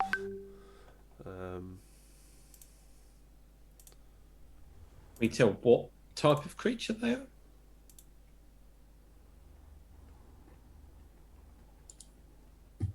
Yeah, they look to be. Sorry, I just got ping. They look to be the same sort of creatures as you saw when you were in the rectory grounds, where they're these things called mesolos, which you've seen before, which are the little bug-like creatures, the ones that are holding spears. I'll get them for you now. Were they the... Oh, those things, yeah. Yeah, they were with the. Were they fighting the Minotaurs? Yeah. Oh yeah. No, they were inside the room, weren't they, behind the curtains? Yeah, That's right. That's correct. Not Yeah. friendly. That bloke had them with him. Yeah. Blokey mate, flippy face. Yeah, I forgot his name as well. Yeah. Bob, I Sounds- think. Sounds right to me, Jeff. Yeah. Keith, Bob. maybe. They seem to just be sort of milling about at the bottom of this tower. None of them are holding spears or any sort of weaponry. Oh, so they don't look like they're actually guarding it. They're No. just literally, Hanging around at the bottom. yeah, just like They're bombing loitering. around. yeah. They're loitering at the Yeah. Oh my god. Okay. Do they seem to be? Can I do like a investigation or an insight on, like, do they seem to be like denizens of the tower itself? Like they're just going about like regular work, or are they like mindless? Like what's the? Yeah, roll me an insight check and you can. 16. Yeah, so they all seem to be sort of congregating and looking up to where the balcony itself is, almost as if they're expecting someone to appear on the balcony at some point. Got it. Yeah. Okay. Waiting for Saruman. Yeah. He's always late, God's sake. Yeah. wait around here all day. Yeah, Saruman says 12 and it's 12:05. Yeah. Jeez. Never late. Never late. yeah. That's precisely what he tends to do. He's always just staring into that orb thing. It's really freaking irritating. How are we going to get 300 feet up to get through the door? I mean, to even try Can to I do. How go are we gonna that get high? over the blood river? I mean, I thought we were flying over. What's the? Can I go that high? Yeah. Remember if I can. Are you carrying us all? What have you transformed into? I haven't transformed into anything yet. We went across the ravine on So the roller coaster we'll ride just- that is our Just driver. sitting on you. I would suggest a giant eagle, but they're done to death. Especially in this setting. I mean, it's Yeah. just yeah. This is Like, oh, the look, it's point. another bloody giant eagle. Oh, God. Well, Alinar won't go with me as if I'm a giant eagle. He requires wyvern, was it? Anything that's not an eagle. Yeah. Because he's a picky bastard. I know. A giant seagull. I'm not going to be a Mine? giant screaming Yeah. shitbird. Yeah, Oh, go I can- on. I can work with that. They do get pretty Rats I'll with just wings. write up on Lulu. Do 5 minutes of us all going. Jack's "Mine, just mine, doing this. mine, Guy mine, rats. mine, mine." Cork's got this. He walks up to Al. He goes, Al, everything will be fine. Walks behind Al. Quickly gets the rope and just fucking wraps it around everyone. I'm getting flashbacks of the A-Team. I'm getting on I your know, damn that's plane. exactly what I was thinking Exactly. about. I know. It's like, exactly. you got to get Mr. T on the plane. That's exactly what I was thinking. So Adanar's got less choice now. So you just have to go with the flow, I guess. I'll get you all up there. Come on, Verisham, do your thing. Oh, she's turned into a butterfly. That's not going to help. Why are we not moving? Cork being I don't pulled up on have a giant butterfly. wings. That is my wings, okay? So you're gonna tie a rope around each other and just slowly like fly up there as a group. Is what I'm hearing. That's And not I'm going to what I be thought. really tired. Yeah. I think, do I need to do like a constitution check Well, to I'll- be able I'll to ride. carry them all? Jesus. Yeah, So- I'll jump on Lulu's back. I'll take Lulu up. Oh, yeah, I forgot you can ride the Yeah. other. Yeah. So as Advantages you're of being small folk. as you're sort of slowly flying up towards this this balcony itself, you notice a number of more Mesolos, these sort of bug-like creatures, appear near sort of where you parked your vehicle, and you see them sort of like almost reach out their foot above the bubbling water, and then they sort of land on something, and then they just start to walk across above the water, just about 3 or 4 inches above the Oh my bubbling God, there's an water. invisible bridge. But as you fly up to the tower, you land in front of it, and you land on the balcony, and you see an ornate door in front of you. It seems to be carved with a number of different sort of runic symbols and things. Do any of us recognize any of the symbols? Yeah, I'd no. Yeah, no. I was just about to. Oh, I was just No, working. no, yes. just what realizing about who our my new party friend? was. Does our new friend recognize anything? Yeah. Is not. No. I mean, Speak you can common certainly. and Elvish. It is not no, so it's yes. Yeah, you can certainly roll an Arcana check for me if you wish. Oh, I won't be doing that. An Arcana check? Sure. Not trained in it. 9. So no, it's to you. It's just a bunch of squiggly lines and symbols. I could do an Arcana check. Smiley face. Apparently. Can Adanar try and describe the Oh, symbols no. to the screen? With a show now. So- you roll quite well. Do I Tristan's recognize them? demeanor immediately changes because I just rolled an intelligence check because I just read something in a dream. I rolled a nat 20, and he starts panicking a lot. Oh shit, I'm here. Tristan, are you okay? Wait, Tristan? I, What is wrong, sir? I'm not dreaming, am I? No. We've been not telling dreaming. you the whole time it's not a dream, but don't worry. The elephant's Well, real. yeah, but that's what people in a dream would tell you. What? How did I get here? What is happening? Well, I did tell him it was a Whoa. dream. You were in a trunk thing. Yeah. I reckon Yeah. you lost a bet somewhere along the lines and got locked in Hi. the trunk of the car. And the car turned into the demon thing that you were in when we got it from mad person, Mad Maggie. Mad Maggie. Thank you, Mad Maggie. And we found you in there when we were driving. Well, when And Lenar was driving. as you're talking, the door that you stand in front of opens, and you see this wizard who seems to be dressed in long robes that have got sort of ornate, intrinsic stitching on the outside of various different symbols as well. And he walks out and looks at you all. The first thing he says is, "You're not here as well to try and steal my toenails." Cork will look at Al. Yeah. No, I'm not here for no. We're more a fingernails group. Very well. Tristan immediately looks at everybody else and says, "So I'm not dreaming. That was an actual statement and a question." Yes. Yep. Yeah, this place is fucked up. Yeah, it's a bit weird. You just got to accept it. Cork will just pat Tristan on the back. This is normal thing that happens to Cork. It's fine. No, wizard, your toenails are fine. Don't worry about it. We're not here for toenails. Very well. We are the tower inspectors for Avernus, and we've come to check on the health and safety of your tower. Quickly, Jack. Minor illusion of badge. Yeah. Yeah, sure. Yeah, minor illusion of Oh, like, that badges. is. Yeah, on everybody. Please tell me that was his psychic intelligence paper. check. I It wasn't was born. his intelligence check, wasn't it? I wasn't born yesterday, but if you are hungry, you're welcome to come in for food.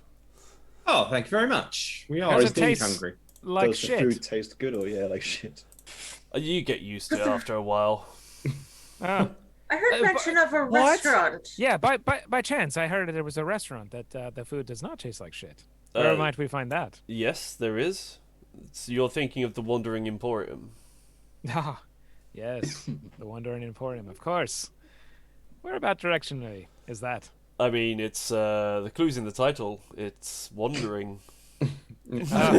Non-stationary. Another So wandering. it's a Excellent. Bit like your tower. They're like it's a sort of collection of merchants and sellers, and they stay in a place for a short while and sell their wares, and then when they feel that the time has come to move on, they do so. They offer delivery. Yeah. I don't think there's a sort of Like delivery Uber type Eats. situation in Avernus. Avernus Eats. Yeah. I'm not sure that'd be used very often, would it, to be honest? Guarantee it's there in 5 minutes, but it will taste like shit. Oh man. Avernus Eats. So, thank you for your hospitality, kind wizard. Lead the way. Yes, come in, and he leads you in, and you notice a number of other Mezzalofts, the creatures that you saw milling about down below, are working inside, almost as sort of servants and hands, and there's some of them are sweeping up, and sort of generally keeping the place tidy. And he leads you in to his main sort of study room. There's a large fireplace in one corner of the room, wingback chairs dotted around with bookcases and large tables with scrolls and things dotted about on them as well. And he turns and says, "Come in, make yourselves at home, and would any of you care for some food?" And this bowl like rises up and seems to almost float between each of you, allowing you to be able to take from it as well. What is in it? Yeah, what's I'll that? try some, sure. It looks to be sort of nondescript, like meat of some sort, like cooked meats. Yeah. I think I'll pass. I'm Jack will not just- hungry, but yeah. thank you. Jack will just wait cautiously until Tristan actually starts to. I don't know, do the same thing. He's like the poison tester. Exactly. Non-descript meat. Yes. Oh, the best kind. And wine as well. Title of my And- autobiography. yeah, wine as well. And these enough wine glasses for each of you sort of levitates off of the table, and each one of them gets filled by a wine glass that's also floating, and they all sort of float out towards each of you. And I so- don't actually drink alcohol. Cork will take his as well. Cool, Aha. check mine. I don't know, gives Cork his as well. Interesting enough. Cork goes, ha ha! ha. And How does it Jack had taste? sort of push his off. I'll stick to me brew. Yoink! And- Cork is drunk. Constitution saving throw. Tristan, They're all just like floating towards Cork. Tristan, you eat the God. meat, and it's got the texture of meat, but like everything else down here, it does not taste nice. It's not particularly because it's bad meat or anything untoward. It's just that everything down here doesn't taste good. So yeah, you wouldn't, you're not thinking that it's some sort of strange animal or anything. Yeah. And it's not poisoned. And the wizard sort of says to you, I don't think I've introduced myself. My name is Mordenkain. Mordenkain. Hi, I'm Cork. Yes. Pleased to meet you, Morgan Kate. The one that is weak when it comes to the ways of alcohol, it would appear. I think How you're strong trying that a wine is. nice way of saying he's a lightweight, but Yeah.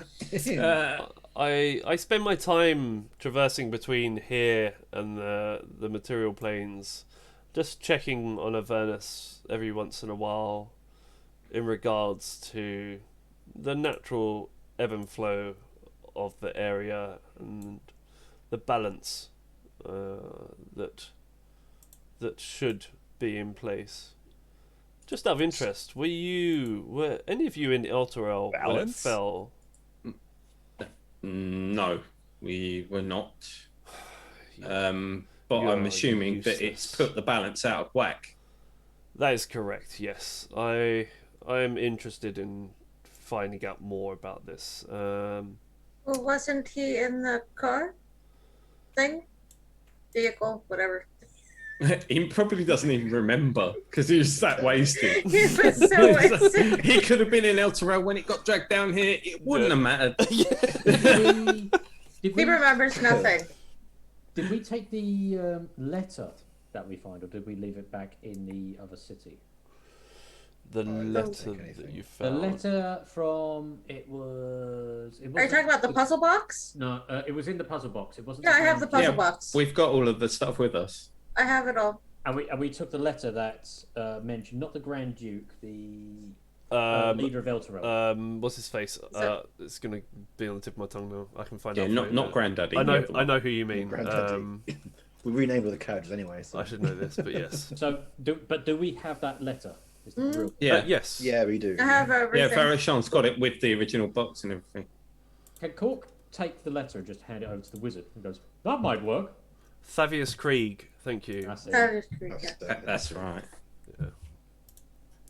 Because if everyone remembers, the letter explained how Fabius Krieg signed a deal with Asriel that Condemned. basically, Yeah. at the Yeah. end of however long, all citizens of Elturel would be dragged into Avernus with Elturel.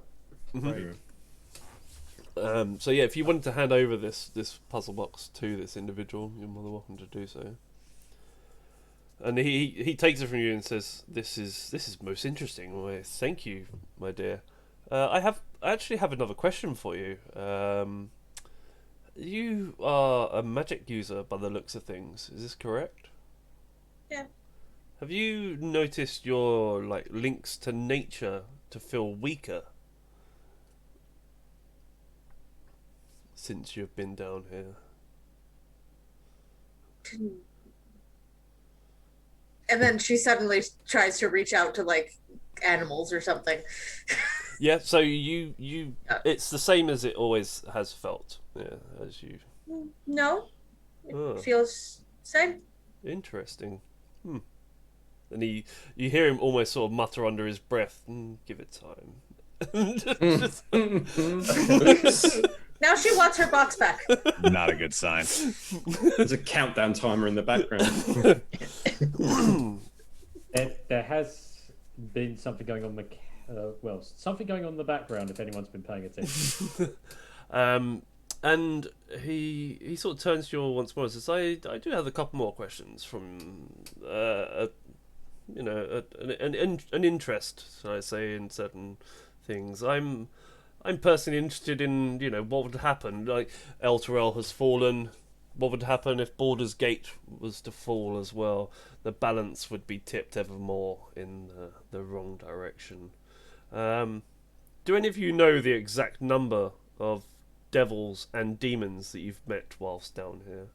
I'm trying to create a ratio of, how many people have interacted with what." But there was that imp at the beginning that was trying to buy the guy's soul, wasn't there? About three. Oh no, because the imp was down here. 3 devils or 3 demons? I should know the Demons. difference. Yeah. I am new. I haven't really seen any that I know of yet. We've only seen imps, haven't we? I Yeah, think. we saw the first imp. We had the imps that were the crows, right? They were on Mad Maggie. We Yeah. have the one that scared the bejesus out of Wukong. This doesn't sound like factual data to me. This isn't really stuff that I could probably use. Oh, well, I'm sorry. We'll bring a spreadsheet next time. Please. But we've thought I was I dreaming think, until I could be we wrong. opened the door. Somebody correct me, but I think we've only seen imps. We haven't seen anything else, have we? Apart from were creatures and stuff, but they don't count. And So minotaurs. yeah, but they're undead minotaurs. They're not demons or devils. Right. The We bug haven't- things that we saw walking across the invisible bridge, do they count as imps, or do they count as devils or demons? No, those things congregate below ground, hoping to get employment with myself. It's only because I pay them well that they seem to congregate here, just in the hopes of employment. However, as you can see, I'm fully staffed at the moment. What is Mad Maggie? Who is what Mad was- Maggie? She's a hag. She is a warlord. She's lovely. Yes, I've had many We're interactions with her. not going to get this number.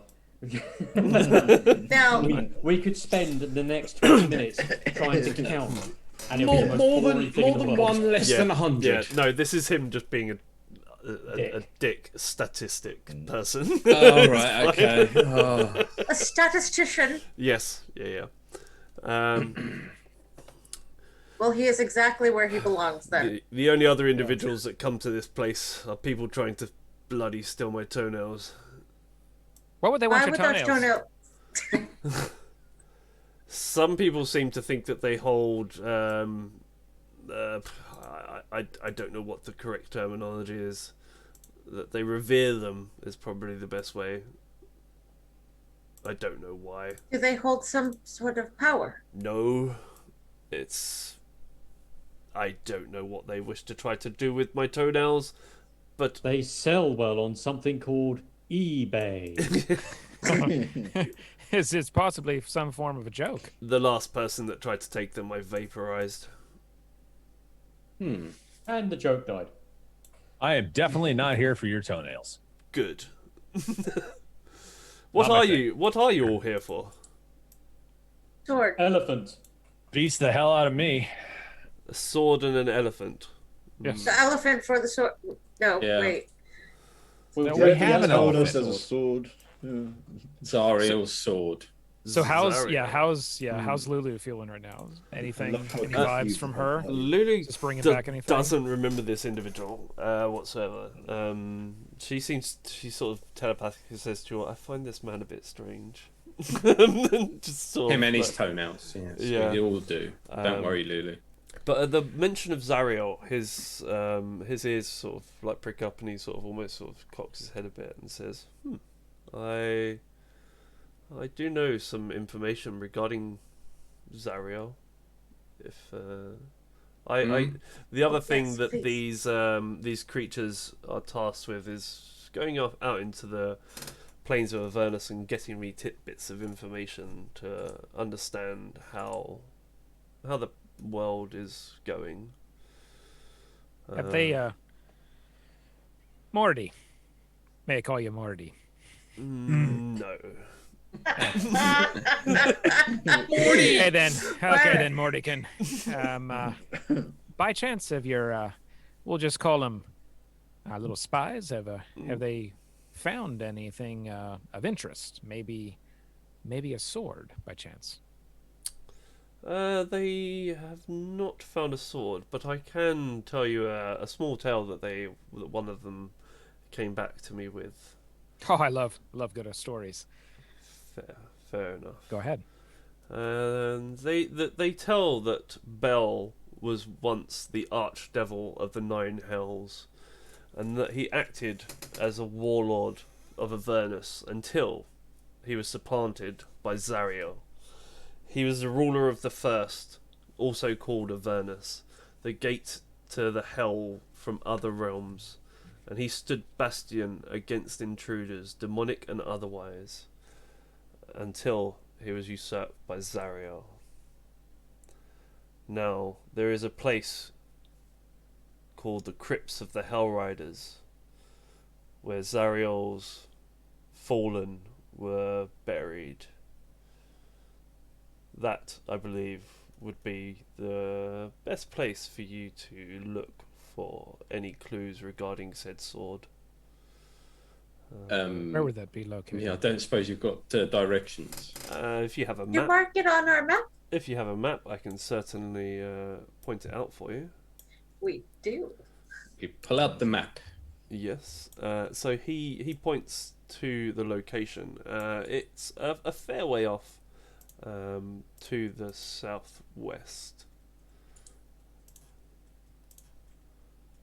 Crypt of the Hellriders. I see it. Oh, there it is. Yes. So I'll show the audience as well. It's once I move it. It's cryptic right now. It is.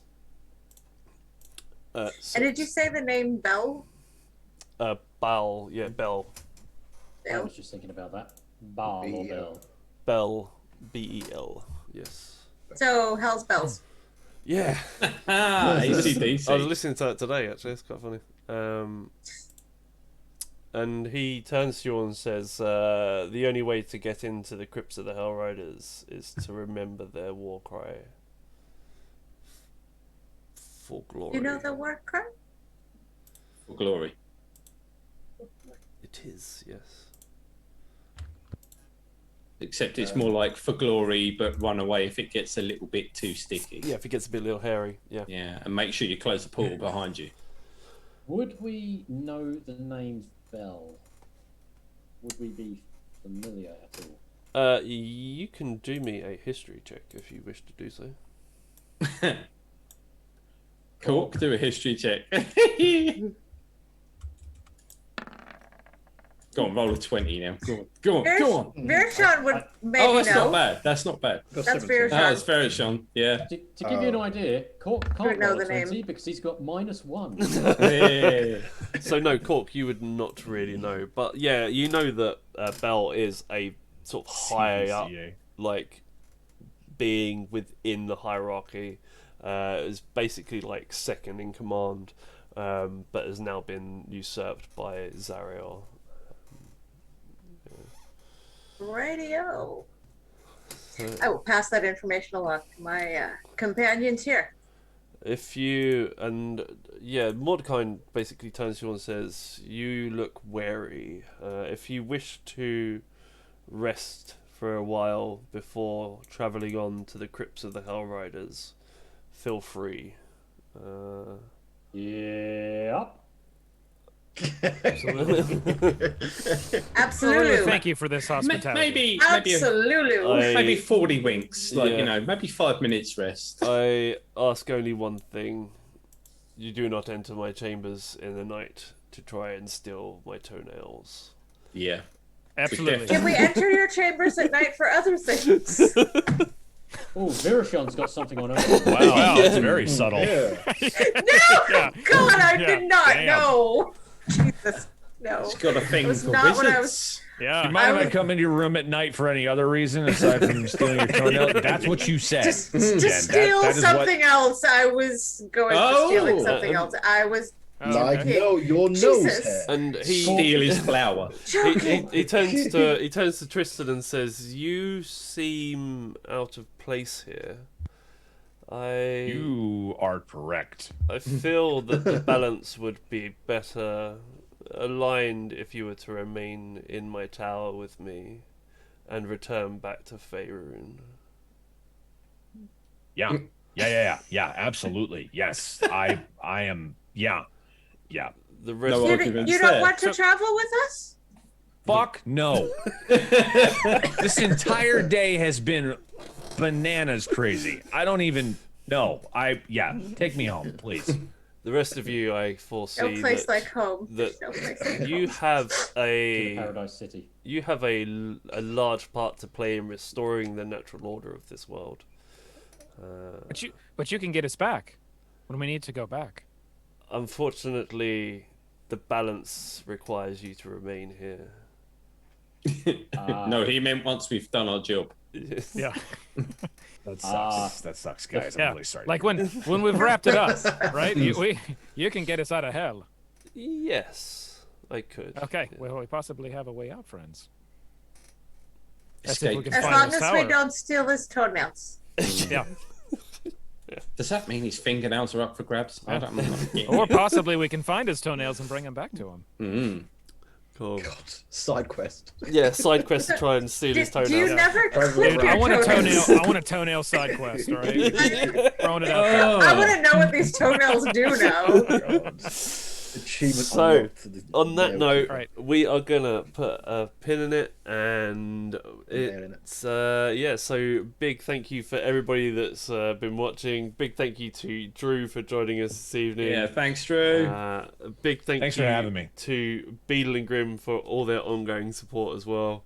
I saw we got a hype train at some point. I don't know when that We was. did. So thanks to We did everybody get a that hype jumped in on hype trading and all that mad shiz.